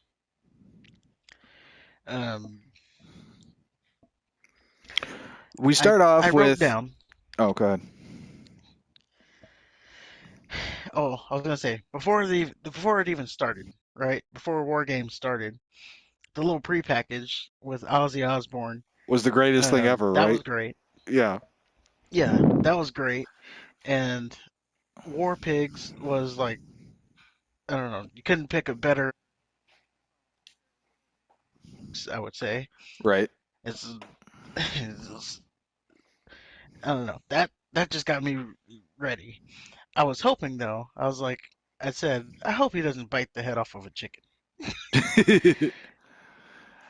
Like, I know he's retired now. Well, I guess they just released a new album, but I was like, I know he's not doing his like thing anymore, but you know, him doing this thing for war games, he might just like get back in the mood and just like, give me that chicken. It's just I just thought he looked really old. I thought he did look old. I thought they could have done the package without the close-ups of Ozzy Osbourne looking old, but it was still great. Well, It got me. yeah, it was good. I said I wasn't into it at all, but that song completely got me into it. So well done, whoever.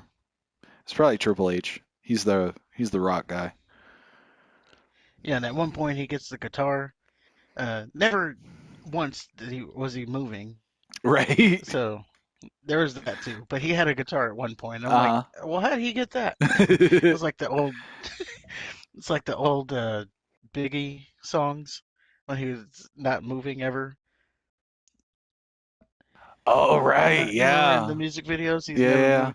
And then, and then there's that one where Puff Daddy and Mace are running to the helicopter, and he's already in. I wonder if I wonder if that's where Steven Seagal got a lot of his action ideas from. Could be. Because there was one movie where he outran a drone, and this is late Steven Seagal. This isn't like Oh, above the law Steven Seagal. This is well fed Steven Seagal. So, but yeah, so we have the really awesome video package with Ozzy Osbourne. We got War Pigs. If you like that song, check out the Cake version of War Pigs. It's pretty good. cake, Cake, yeah, like the food. yep. Okay, I'll I'll give it send a it to you. listen. I'll send it to you. And I actually wrote down. I sure hope that the intro with Ozzy isn't the high point of the show, because I could, I totally could have seen at that point that that was like as good as it was going to Like, oh boy, it's going get. downhill from here. Right. So we start off with Team Bianca versus Team Damage Control. Um, I wrote that Becky looks normal, although I kept waiting for that stupid shoulder thing to fall off, and it never did. So shout out Yeah, I to was her, like, is she Taylor. gonna wrestle in that? Right. Like, what if that pokes somebody's eye out? Um, I don't know. I don't think it was hard, Well, but it was clearly, but definitely distracting. right. So we start off the night with the women's war game match. We have Bianca Belair and Dakota Kai starting out the match first. Um, we then have Io Sky joining the match. So we got the 2v1 versus the tag team champions versus Bianca Belair. They controlled the match as you would think they would. Um, After Sky, we had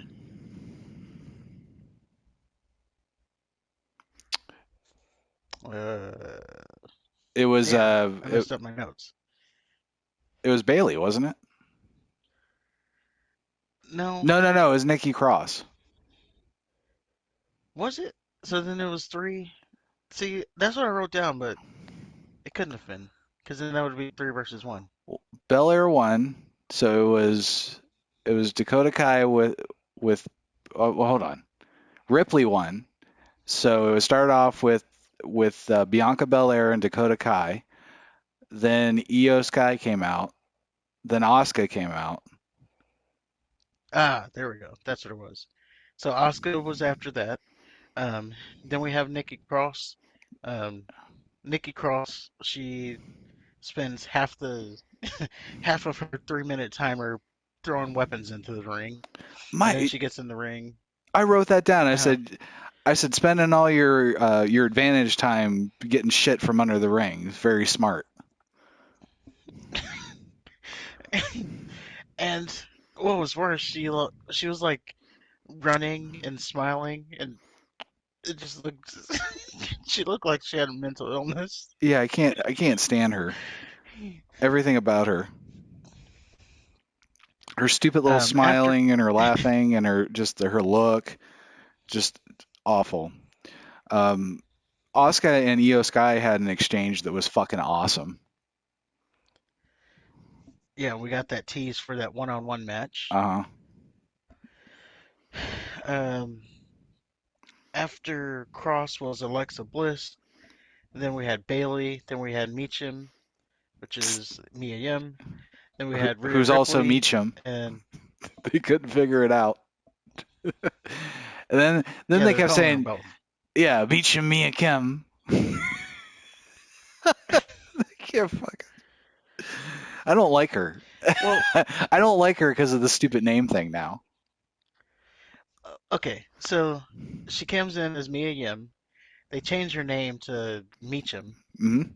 They changed it on WWE.com, They changed and it then they on that changed it Raw back. because they like half of them were calling her Mia Yim and half of them were calling her Meacham. Yeah, but they officially changed it on WWE.com, and then they changed it back after, I would assume, after the backlash. Um, so What she's back to backlash? Mia Yim. Everybody said it was stupid. Oh, okay, yeah. Um, like I think even to the point where she had to say it's just a name, chill out. Okay. Um, It is a dumb name. it is. And then finally we had Rhea Ripley and Becky Lynch were the last two. Then that actually starts the match. Um, Did you see? Did you see Bianca Belair breaking that kendo stick over her knee? yeah,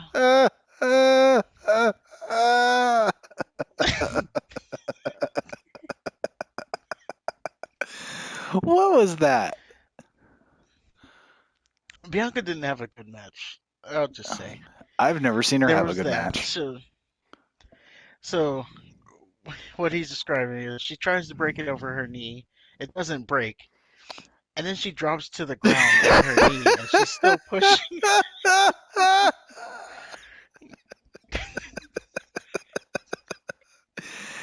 She's And the she's still strongest. pushing it. Yeah, like she was really struggling with breaking it, but she was committed to breaking it because she Yeah, had to break it. Um, I would have just let it and go. then Nikki Cross is laughing at it. Yep. Um, Why wouldn't you be? I was laughing at it. there was also there was also a botch early where Io Sky was gonna do like a double knee, a handstand into a double knee onto Belair, and she couldn't get the handstand part, and she fell. Yeah, that was Uh, awkward. and like it cut to Bailey, and they were laughing from the cage. They were laughing at it. Yeah. Um, there was that. There was another spot that I wrote down where. So there was a spot where all four corners. The ladies were in all four corners, and they were gonna do like a suplex sequence. Okay.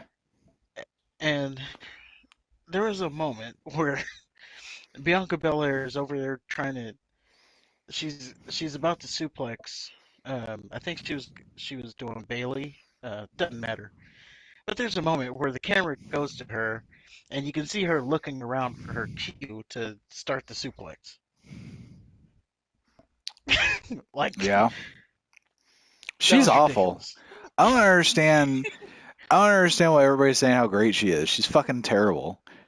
She can't sell. Her wrestling shit.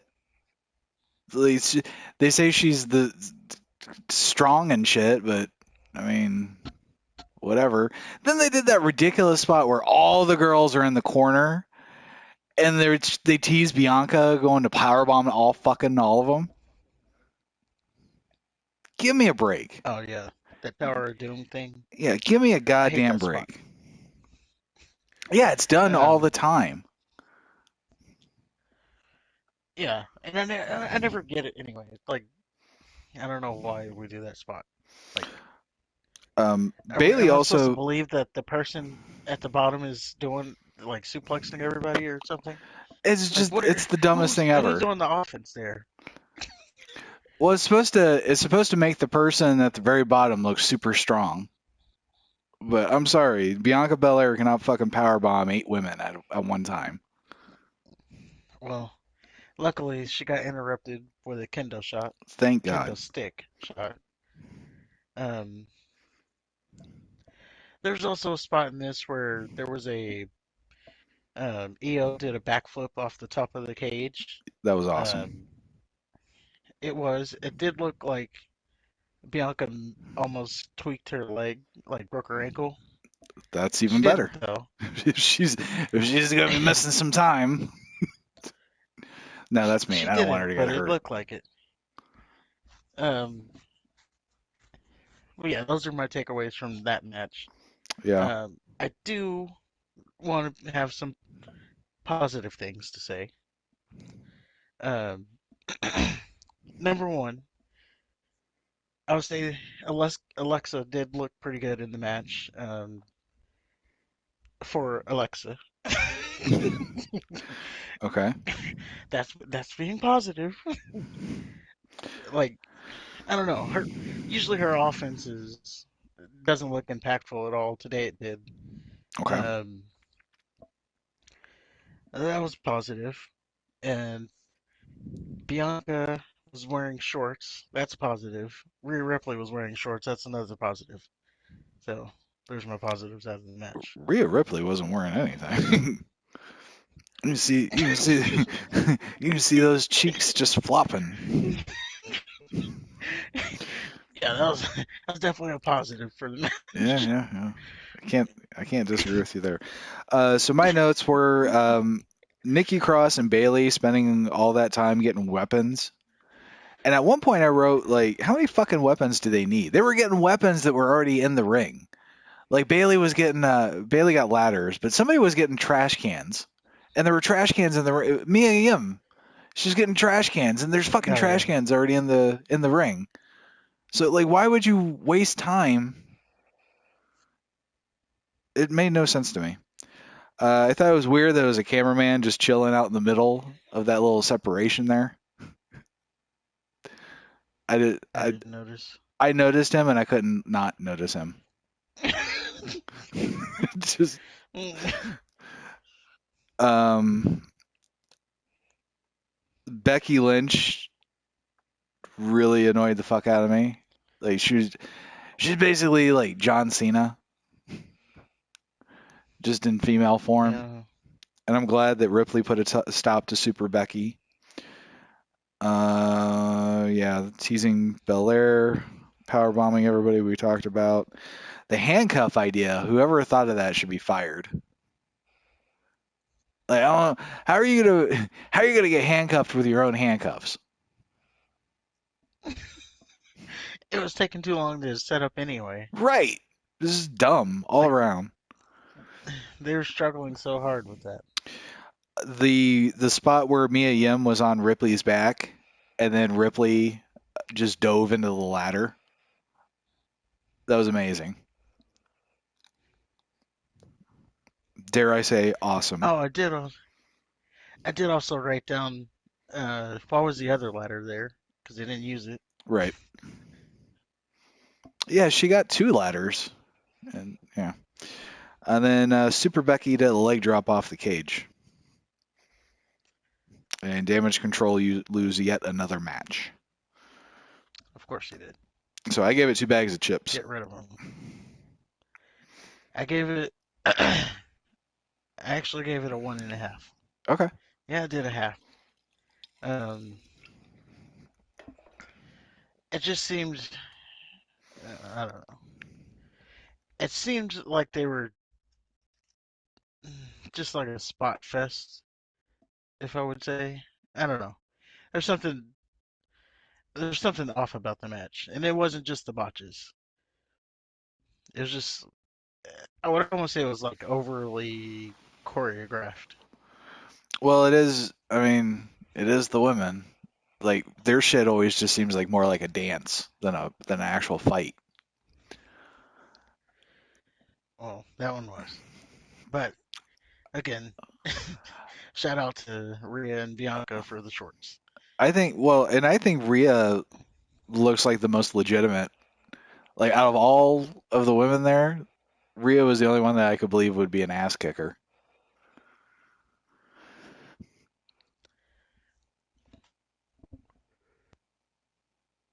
She might be the Royal Rumble winner. Yeah, she might be. But I thought I didn't have any expectations for the match, so that's probably why I liked it more than I probably should have. Oh, well, there you go. But so after that, or any final thoughts on the ladies? Nope. Okay. After that, we have AJ Styles versus Finn Balor. Yes. We had AJ Styles versus Finn Balor. And full disclosure, I Um, actually ate dinner while this match was going on, so I missed most of it. It seemed like it was just a match, and the calf crusher spot at the end was nice. Where to get out of it, Finn smashed AJ's head repeatedly against the ring. yeah. But I gave it one bag of chips. I gave it 2 bags of chips. I like the presentation they're doing with Balor. Um, he seems like it just as he was walking out. I don't know if you saw his entrance, and I don't know what the hell he had on his head, but It it looked like worked. yeah, it looked like a gimp mask. Well, he had a I don't know if it was Crown Jewel or Extreme Rules, but he had like a spike mask on.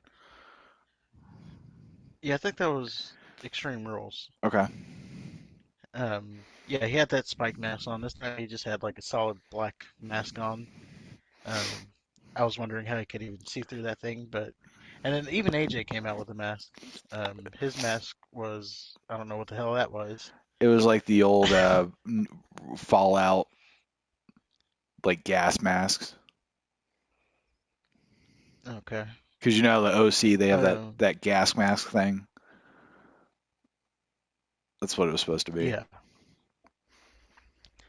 So I did like the I do like the presentation, just comparing him back to like what he was in the Vince McMahon era. Okay. I like the presentation they're doing with Balor now. Um, I've been hearing reports that Balor was supposed to be getting a big push. So you can imagine my surprise when he lost this match as clean as can be. He has been getting a I big don't know if push that's though. what He's been he prominent. has. He's been featured like on almost all of Raw. And And I remember, he think made in he made the Edge quit before he he bashed his did, wife's head in with a chair. but I think as since like the Triple H era, I think this is like his first loss I think so as too. like a one-on-one. Um, but yeah, it was a simplistic loss. He lost with just one phenomenal forearm. So, and ultimately, this Raw could have just been the main event of a Monday Night Raw Yeah, or this match. it was just there. So, There was nothing special about it. yeah, yeah. So for that, I give it 2 bags. Fair enough. Um, Next up, we had Ronda Rousey versus Shotzi. Welcome to the ball pit For the women's championship. for the SmackDown Women's Championship. Um, Shotzi I'll had the let you go worst ahead. apron DDT I've ever seen in my life. Oh my God, that was. I wrote down ultimately there was only one botch, and that was the botch. Yeah. Whatever the hell she was going for there. Huh? Ronda plays a really good cunt. Like, I can't imagine her being a babyface. Shayna They looks like tried. Shayna's a good mongoloid goon.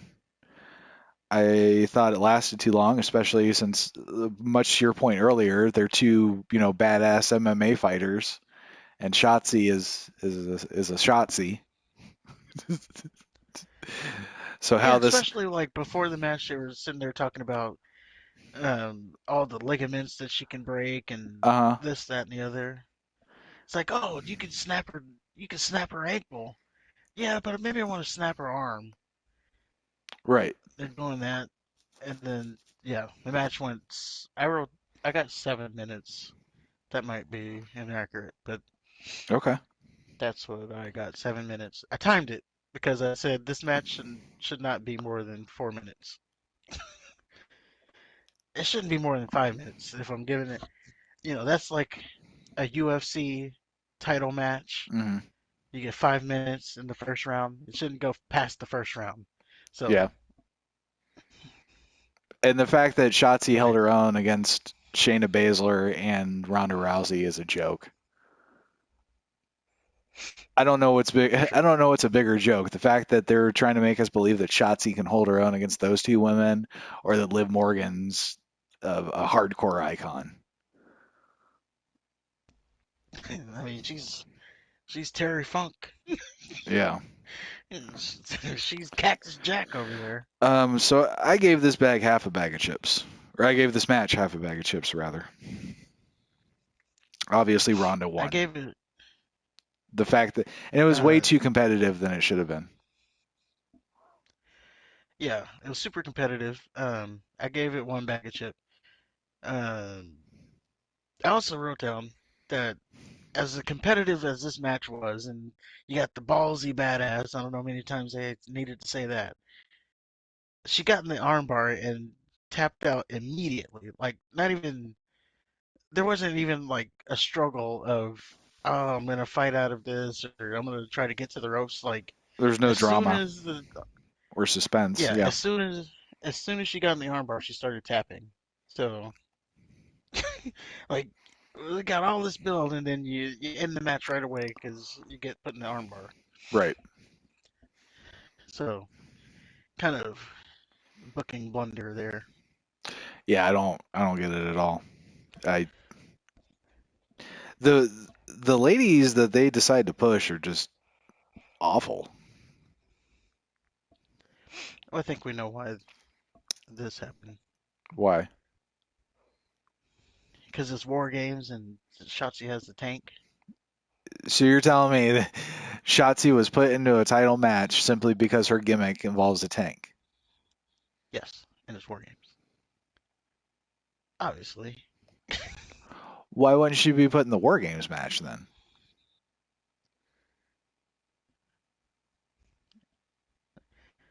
I don't know. Good point. Okay. Good point. Um, next up, we got. No, that's a good point. Okay. So we gotta move on. Okay. Next up You got me. we got Rollins, Lashley, and Theory for the U.S. title. Yes. Um, this actually was my match of the night. Well, up until this point, it was my match of the night. I Yeah, don't know about overall. Um, it's at least a tie again, for the best match Theory, of the night. yeah, Theory's just continuing to prove that he is a great wrestler. We I already know Rollins is great.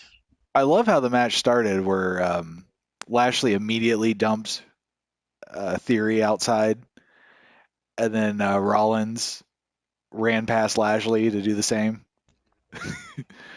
Oh yeah, I'm like, oh, here we go. the continuation of shitting on Theory, but it actually, like, everything they did made sense, at least to me. Um, they did they did a good yeah, job neutralizing the third person. What is Braun Strowman doing? Um,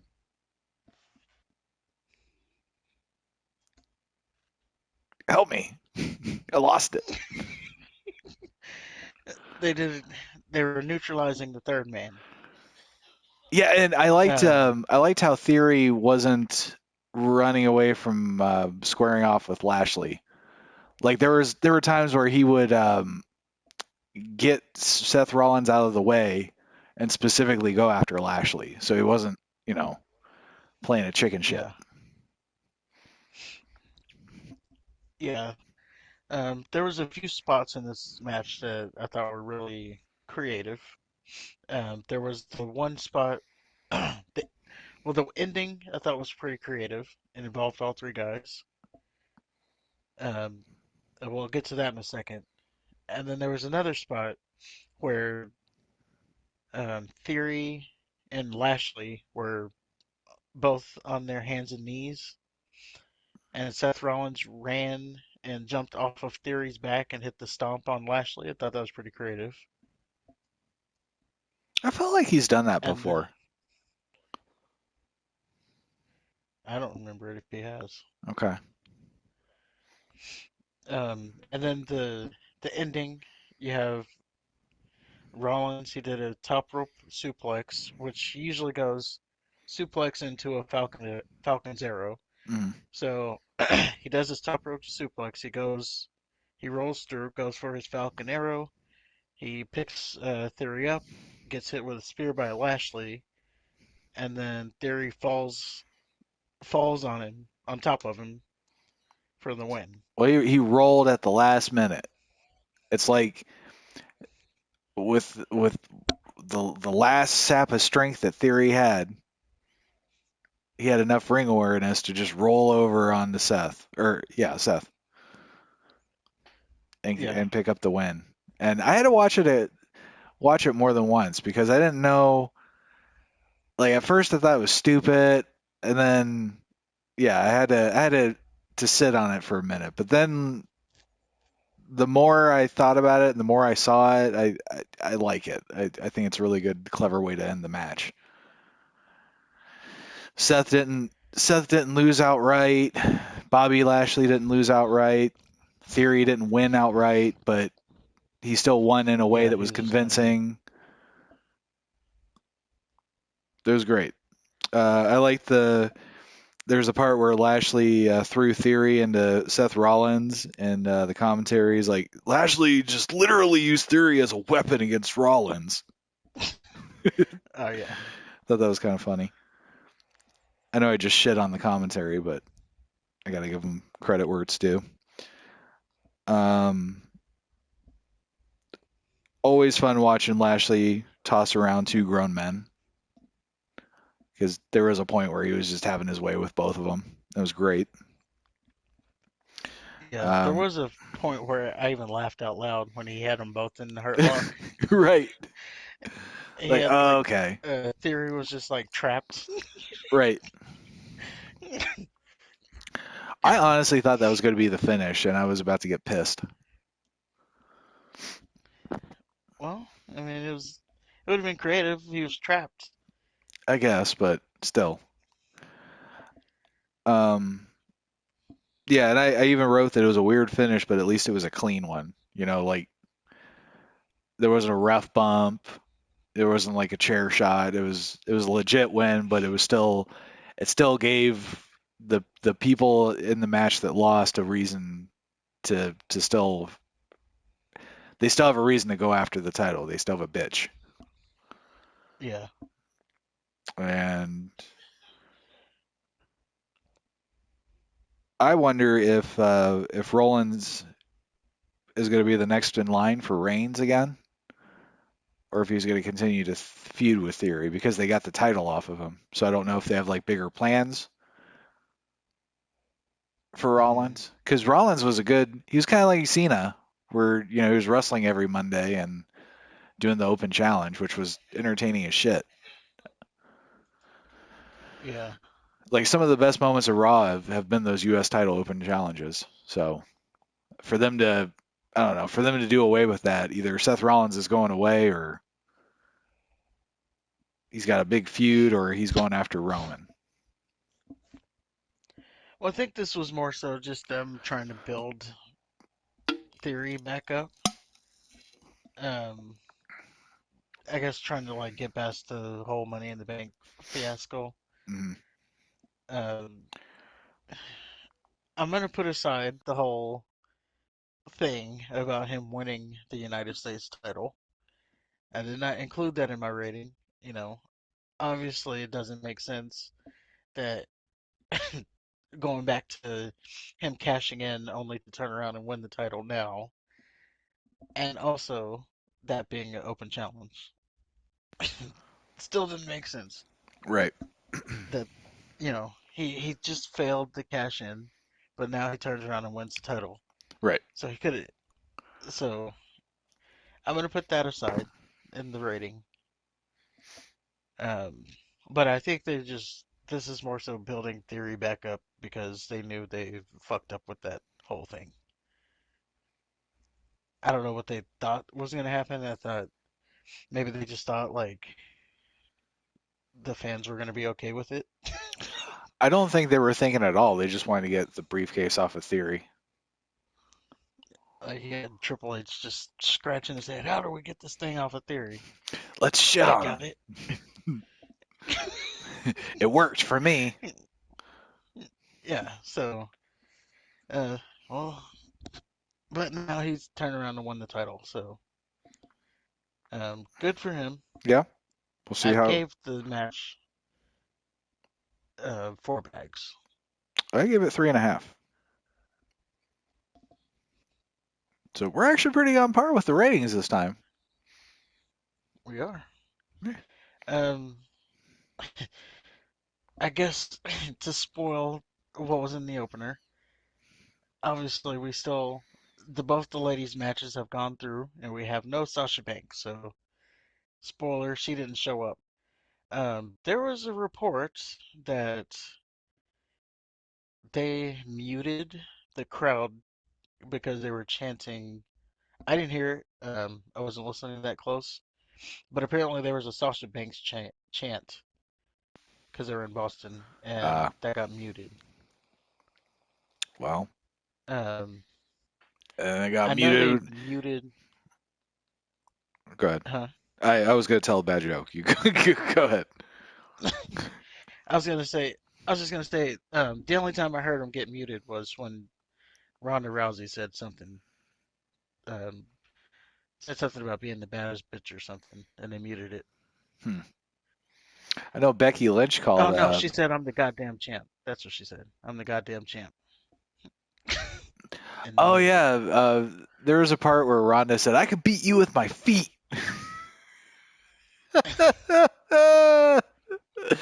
I beat you just with my feet.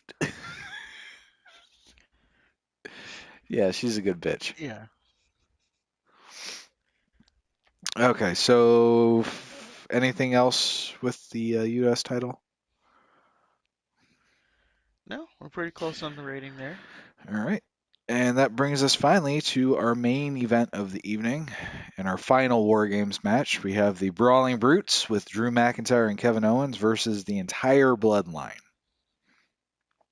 Um, Yes. And I will say, let me just say real quick yeah, that since it's not a title match, I'm not gonna do the whole thing. So those only happen for title matches.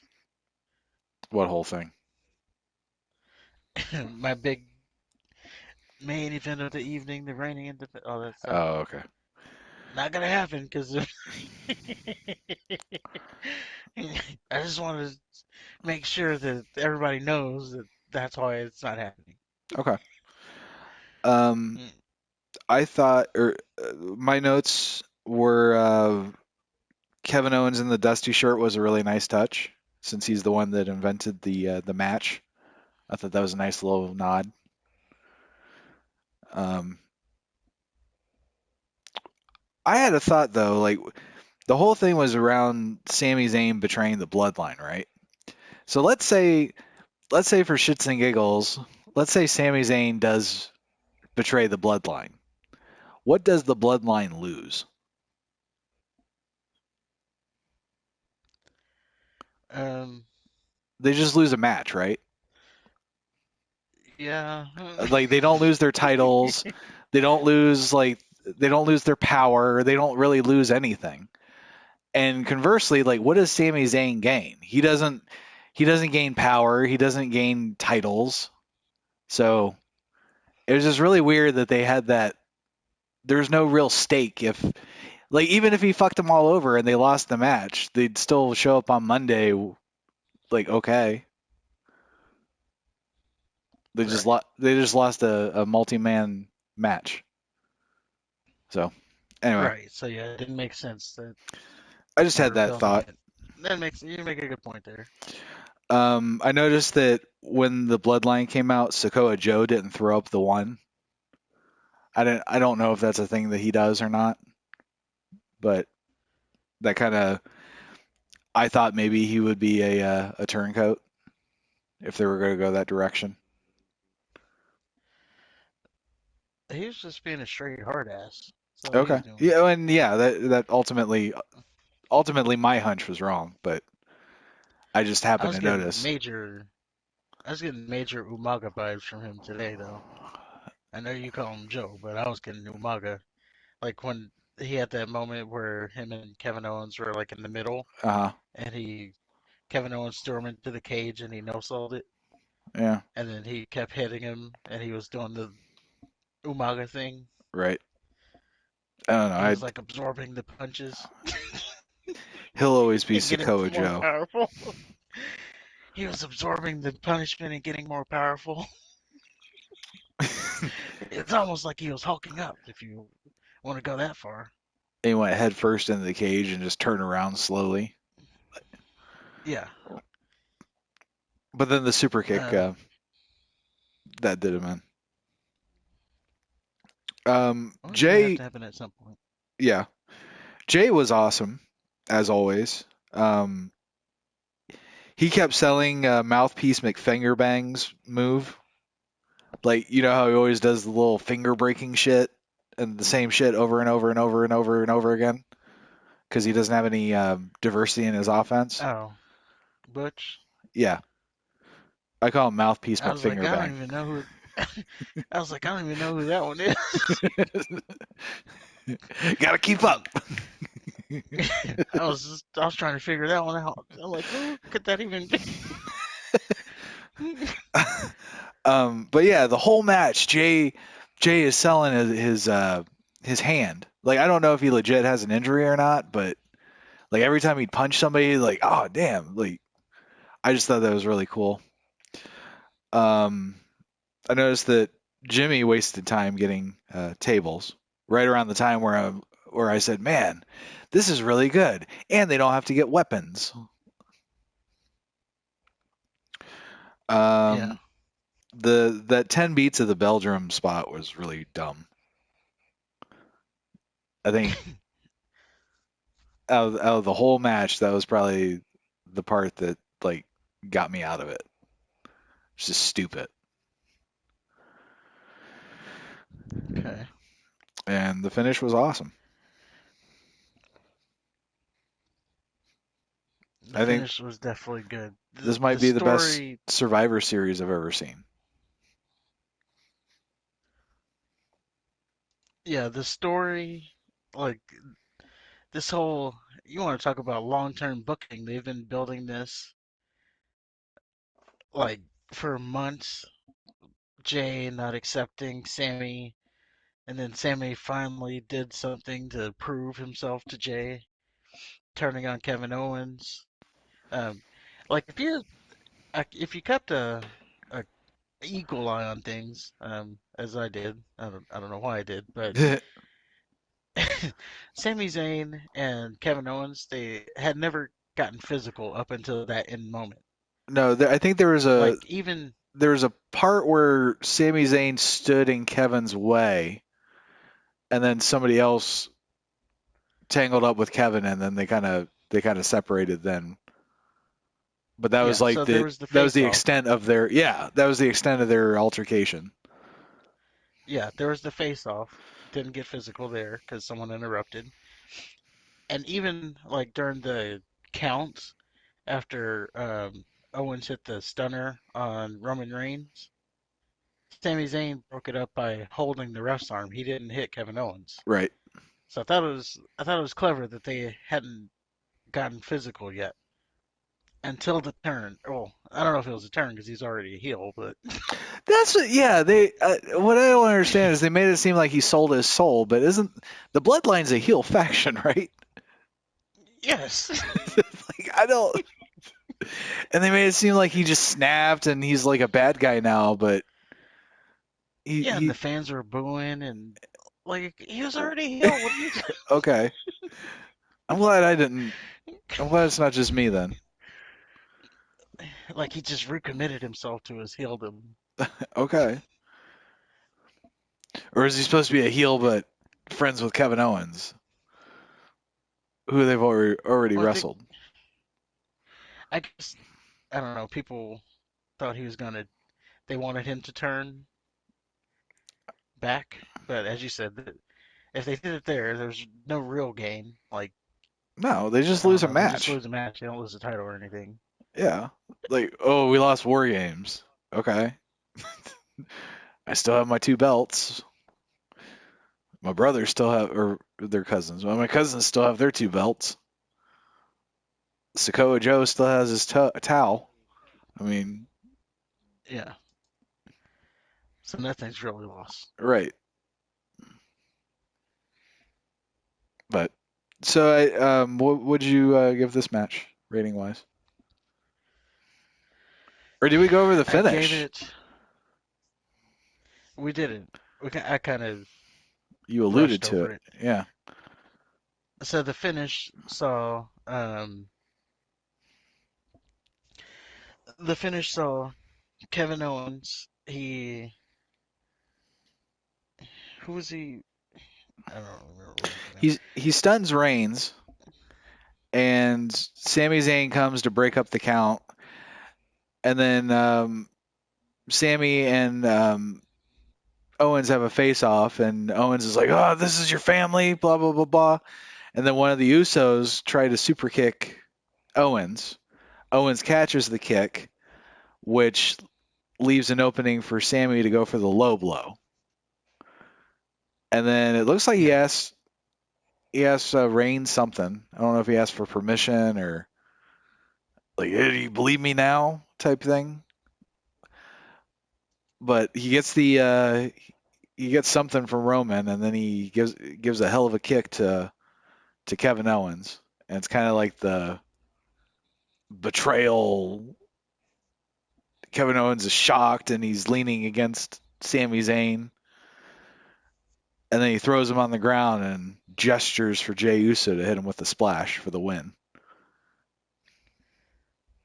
yeah, And your and War then Games survivors are the Bloodline.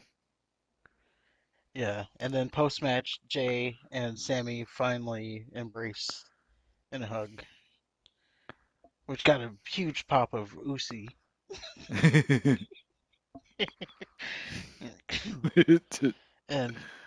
and Sammy Uso.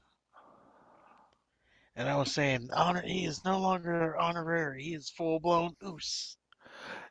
Does that mean that did Booker T win the bet then on the pro?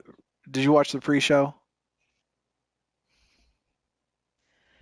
Yeah, Booker T and Paul I forgot. Rosenberg had a little bet. Just curious. I can't remember who bet on Yeah, who I though. forgot who said. I forgot who said on who, but I remember he was like, "There's like a Denny's meal on this right here."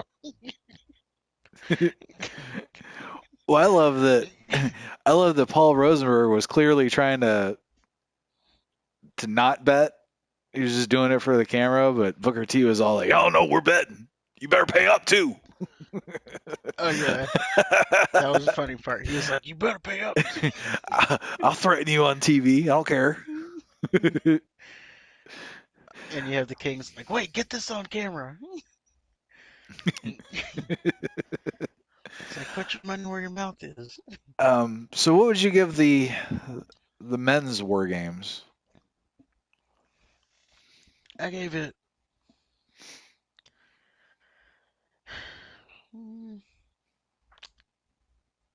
I'm thinking.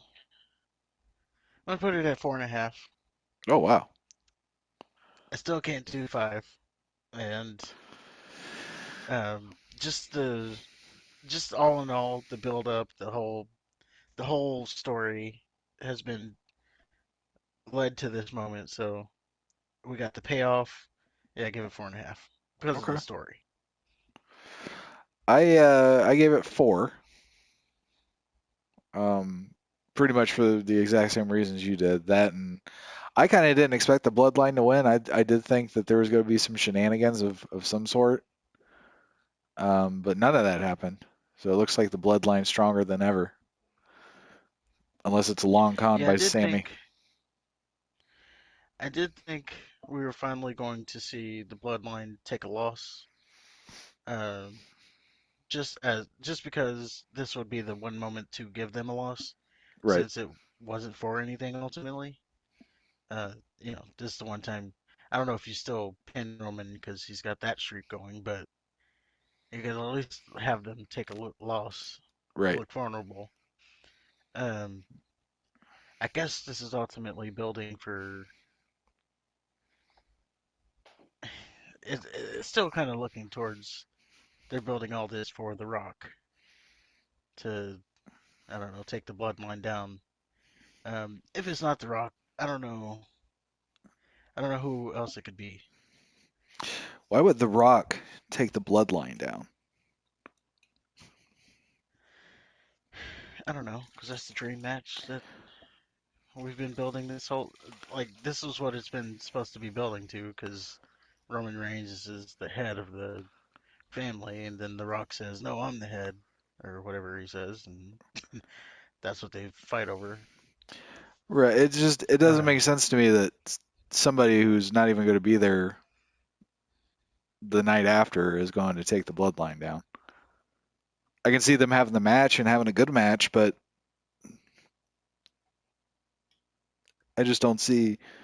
I don't know. It doesn't make sense to me for The Rock to do what he did to CM Punk. yeah, and I don't know how this ends. This whole bloodline thing. I don't know if it should end yet. It's not getting stale. No, not at all. Um, and I did say, and I'm looking at on the other side, like what happens after this is over?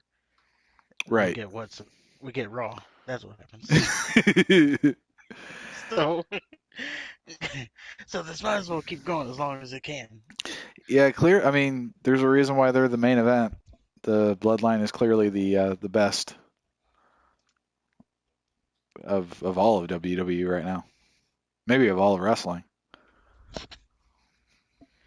Yeah, they are the top.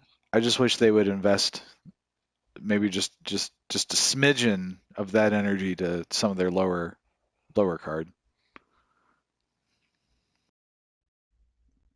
Yeah, they need to spread it around for sure. But again, we're going to WrestleMania season, so hopefully it's going to turn around. Um, but let's go over now that we've gotten those reviews out the way. Let's go over some quick news before we get out of hell. All right. Allez, Um, Out of hell. chicken yams. So, so the first thing we should talk about is I was right. There, are, this story comes from. That's really the story we're going to Oh start God. off with. I was right. Yes, I was right. This story Okay. comes from Cinema Blend. Um, and actually, if you want to be more accurate, it comes from Stone Cold himself on his Instagram account. He was basically shot down the rumors that he was training to return to wrestling. He basically said he's training because he's fat. And when we talked about the story that he had the video of himself working out, I said, is it at all possible that he just wants to get into better shape? Turns out that's what it was. Well, in So fairness, though, so says him. he didn't he didn't say that he's not doing WrestleMania. He kind of deflected. In fact, there's a whole quote. Um, People have been speculating. Hey, Steve, what the hell are you doing? What are you the hell are you training for? I'm adding the hells because Steve. And the what? Are you training for an event? Speculate what you want. What? Speculate what you want for. I just simply looked in the mirror and realized that I look like shit. So I called my diet coach up. I still drink beer on Friday nights, get 3 Broken Skull What? IPAs, and that's pretty much it. I'm probably as far as my body weight goes, sub 232, the leanest I've ever been in for forever. Anyway, that's the bottom line. I'm out. I just got tired of looking like when I looked in the mirror, I looked like shit. I got tired of looking like shit, so I'm taking action to do something about it. So I don't know. That seems like a non-answer. I mean, it is an answer. I mean, he just wanted to be in better shape. That makes sense. Like, could, what it has, what he's training. What does it have to be? Oh, he's getting back in the ring. Can't just be training to train.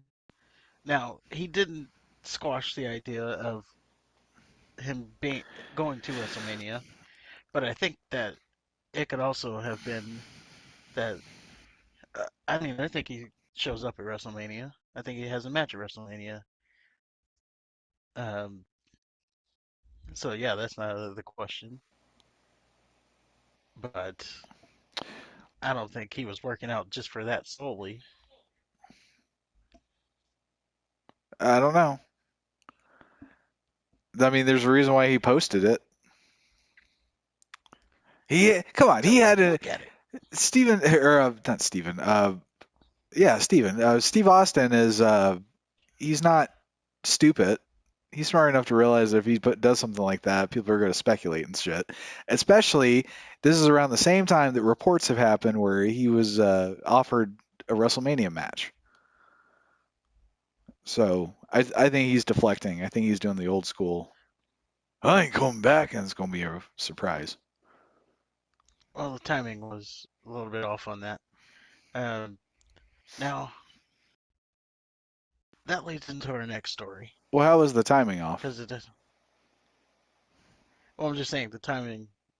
It's off that he posted it right after the speculation started. Oh, okay. That's just like I wouldn't say by off. I mean it's like it's a little suspect. Like, oh, they're talking about me. Oh, they just happen to have this video out as well. Right. Um, Just my spidey senses are tingling a little bit. yeah, and I do think he actually does come back and wrestles. So Who he wrestles is a different story. yes, who he wrestles leads us into our next story. There is reports. Meltzy boy Dave Meltzer says that he may be wrestling Brock Lesnar. So Stone Cold versus Brock Lesnar. Um, and the exact quote there is there's definitely something in the works for Austin's return match. However, it is being kept a secret for now. He stated that while the obvious idea for him would be to face an upcoming star like Austin Theory and beat him, I don't know how that is a good thing for him. A dream match between him and Brock Lesnar could also be happening. Is that a dream match? It is a dream match. Okay. Is it a dream match in 2022? It is not. That was never Is a ever dream my match like that was go ahead. never ever my dream match. Like I never ever wanted to see Stone Cold and Brock Lesnar wrestle because I always looked at Brock as a wrestler and Stone Cold's a brawler, so I think their styles wouldn't mesh. Now maybe it would more so than in the past, but Brock Lesnar all he can do is F5s and German suplexes. So, and I'm not interested in seeing Stone Yeah, Cold get tossed around like a rag doll, even if he does get the stunner at the last second. You know what I mean? yeah, and you got Stone Cold pushing 60 years old. Yeah, You're gonna get him in there with Brock Lesnar getting thrown around like a rag doll. yeah. That no one wants to see that. It's probably just be one of those like, man, this is like uncomfortable to watch type match. people people start donating to his Patreon. Get well, Steve. Yeah. We Um, didn't we didn't know it was this bad.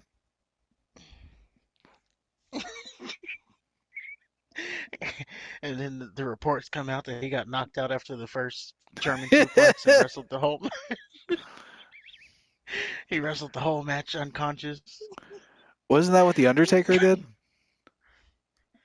Undertaker, Ric Flair, Oh, Ric Flair was unconscious too. Goldberg. Goldberg did a spear and knocked himself out, and had to wrestle the whole match. He wrestled the Undertaker, Okay. and he had to wrestle the whole match unconscious,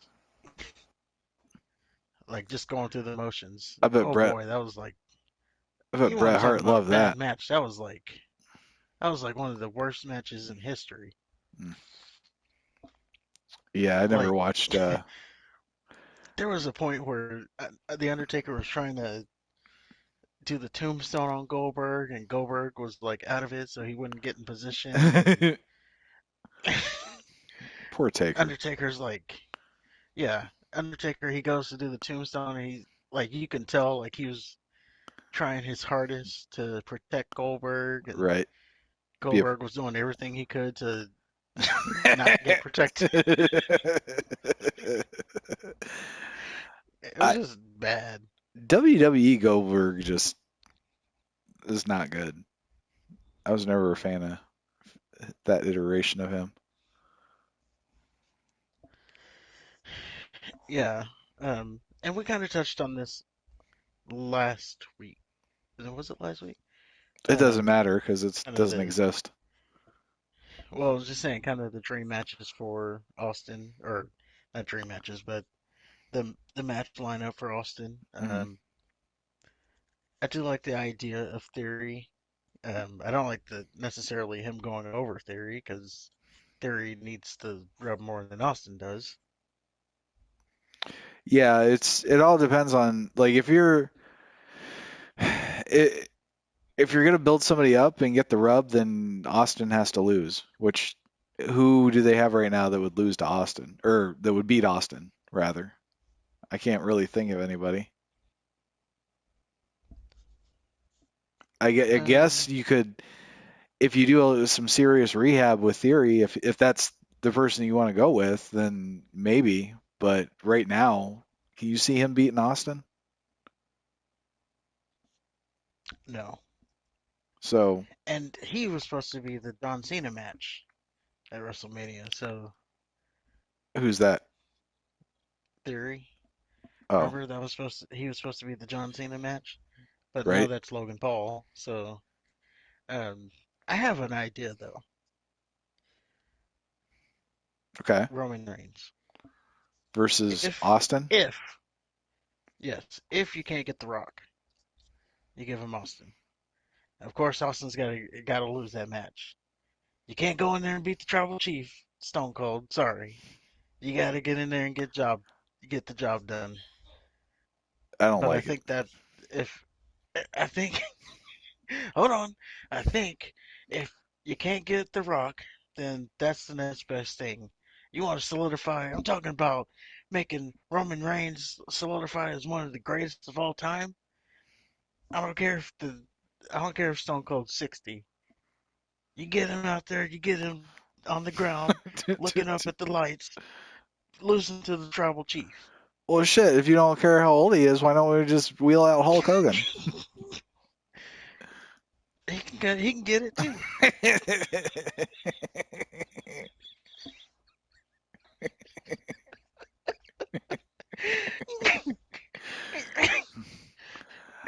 uh, I He can get it too. I still say the Cena Austin would be the match. I think that's the one that makes the most sense. I don't think. I think the internet crowd would love Logan Paul and John Cena, but if you want to actually sell wrestling tickets to wrestling fans, then Austin Cena. Sure. Yeah, it's your generational thing. Yeah, Um, yeah, and it's good to sell tickets. I more so think about like the aftermath. Like no one really,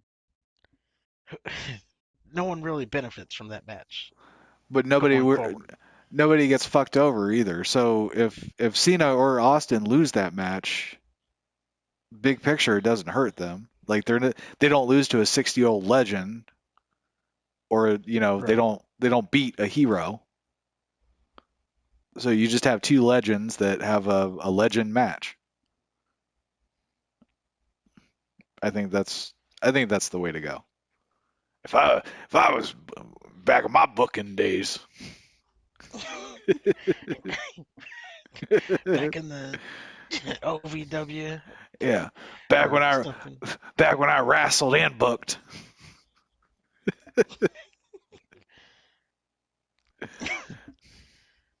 You're Double J. But no, I'm just WJ. going based on what I would like to see. And if Cena has to be around and if Austin has to be around, I think that makes more sense than fucking Austin and Kevin Owens.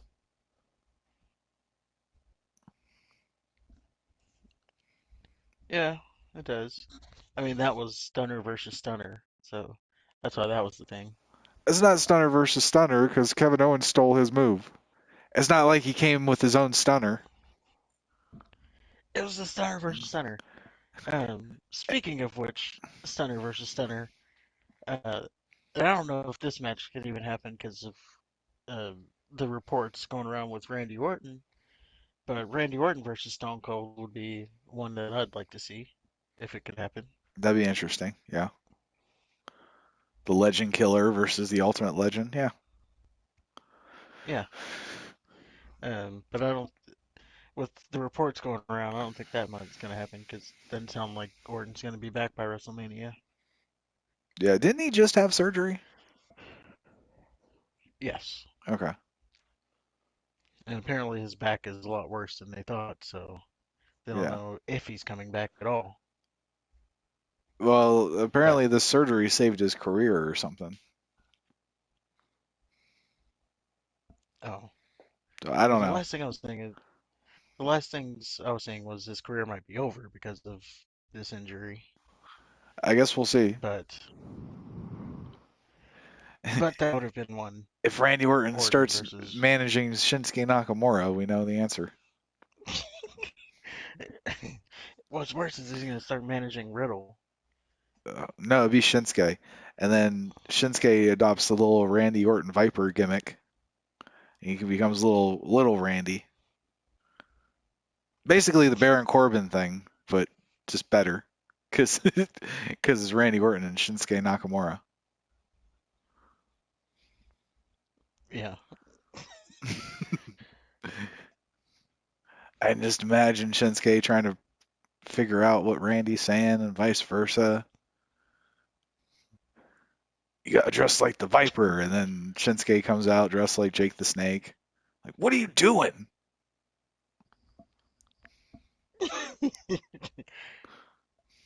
So it'd be a comedy thing? No, I mean, you kind of have to be, Some wouldn't comedy?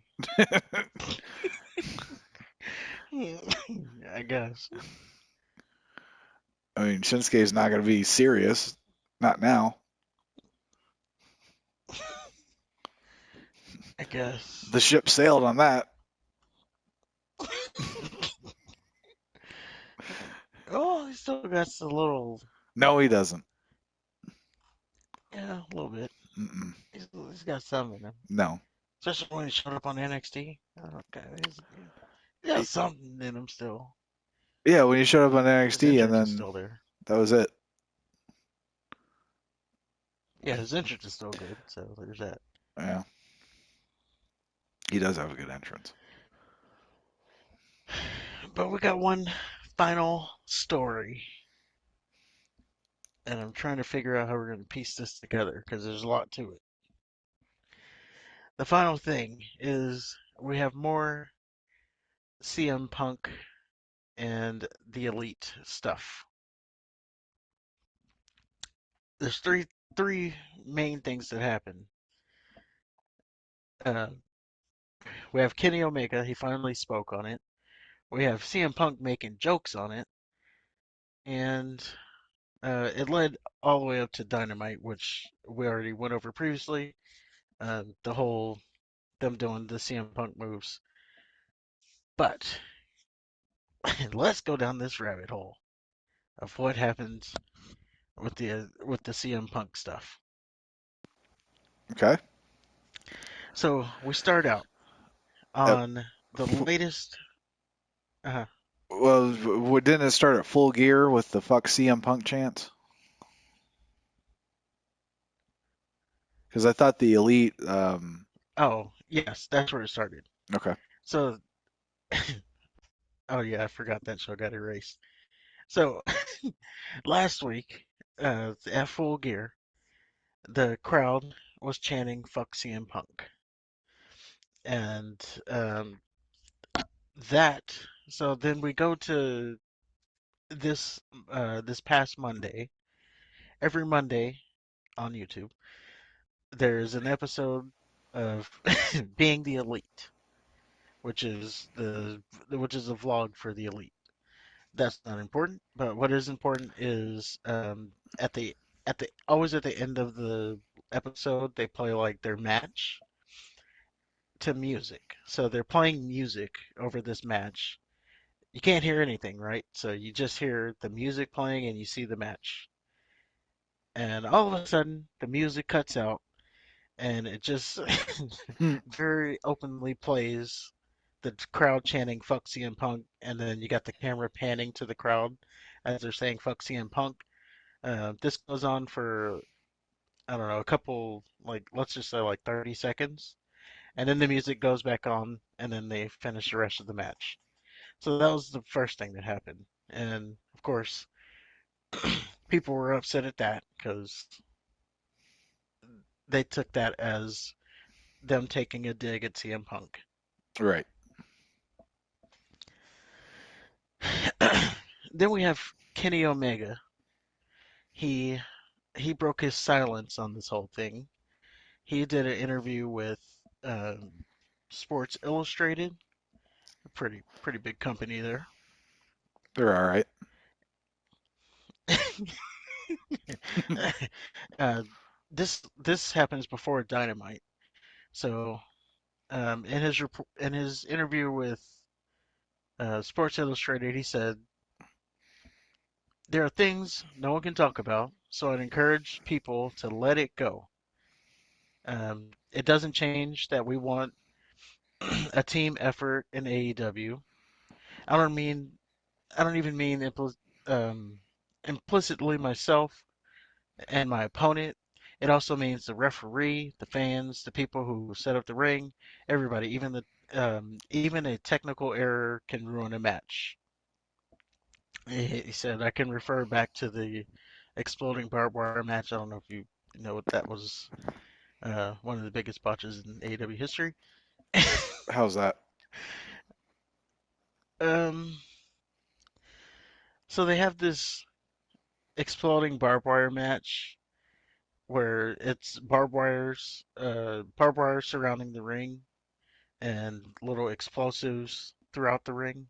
It's Okay. just like, just firecrackers. And All they had a timer. They had a timer for the match. And at the end of the timer, the whole ring was supposed to explode. And so it's Moxley versus Omega. And they do the match. The match ends. They beat up Moxley, and the timer's still running down. So he's just like, "Oh no, the supposed to explode." Well, it botched, and there was literally just sparklers shooting from the ring post. That was the explosion. Oh, So smoke and sparklers.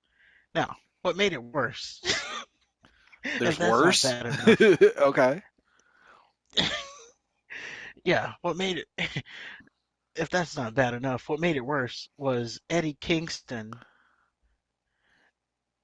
because Moxley is his best friend, Mm, uh, storyline wise. I don't know. It might be in real life too. Um, Eddie Kingston ran down to the ring because again they beat up John Moxley so that he was going to be in the exploding ring when the timer went off. So Eddie Kingston runs down and he covers himself like a he covers John Moxley like he's over a grenade, and he's selling because he so since his head's down and he's selling this, he can't see that it's just sparklers shooting up. So he's selling it like this big explosion.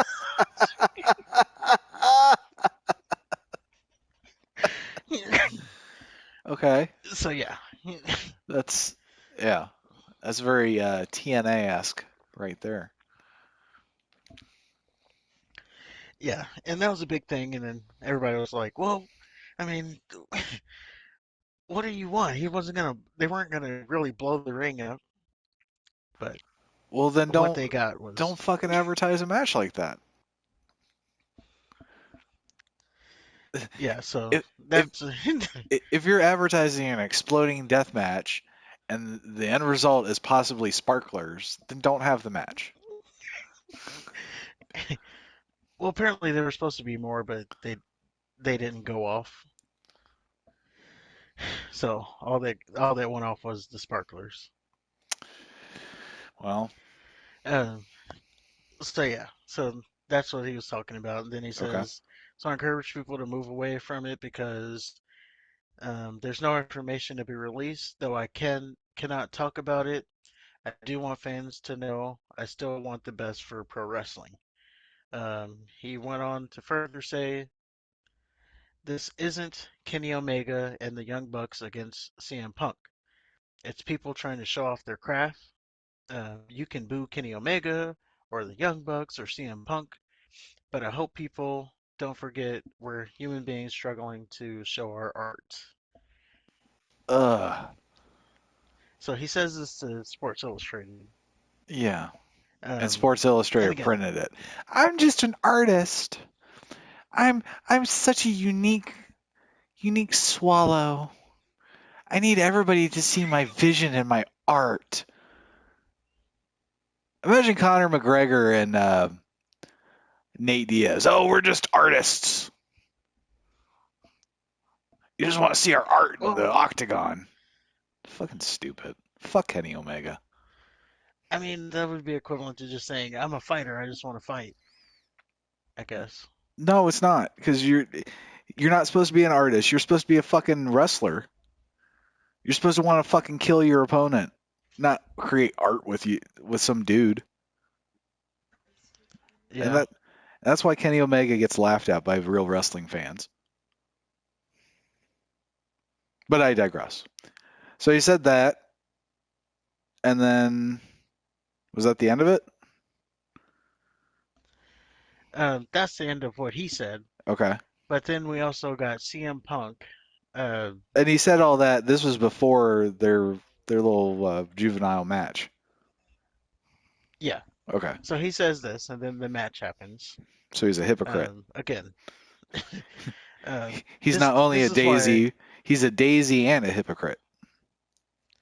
Well, this is why I think CM Punk has to be coming back because it doesn't make sense to have done that and then you say this and then you do that. Like actions aren't matching what you're saying.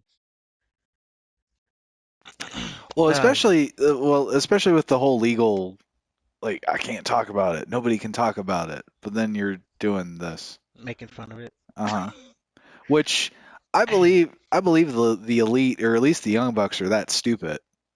But I can't imagine somebody I can't imagine like Tony Khan who's been like so careful just being okay with it.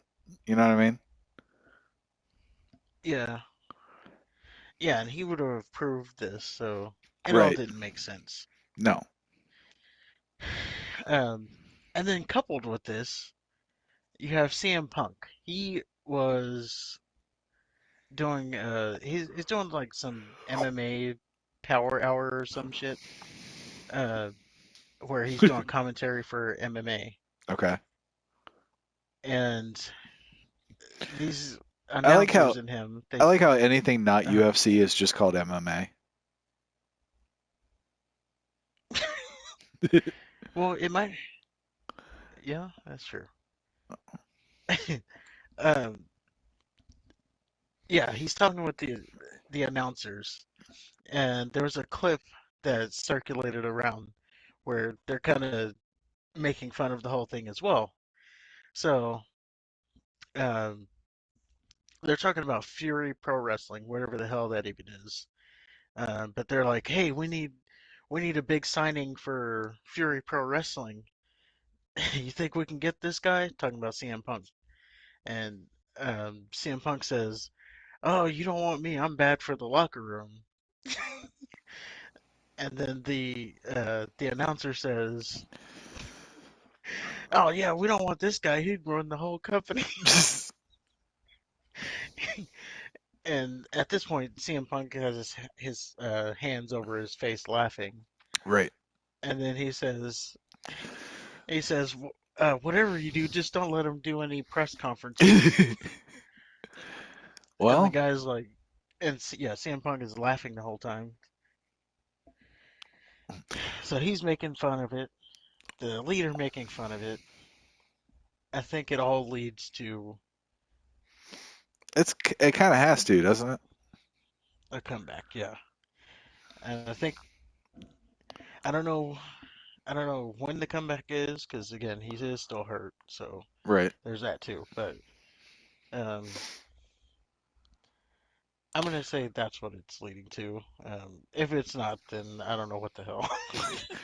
Well, then all the rumors about Tony Khan being a horrible boss and unfit to run a lemonade stand, let alone a wrestling company, is true. Yes, but yeah, that's another thing. Like since all that, the everything's been kept like pretty straight. There hadn't been any outbursts. Everything that's happened has been like Well, they had I don't the know. There hasn't been Andrade, any like crazy. they had the Andrade Guevara thing. I think that was the at least last public thing.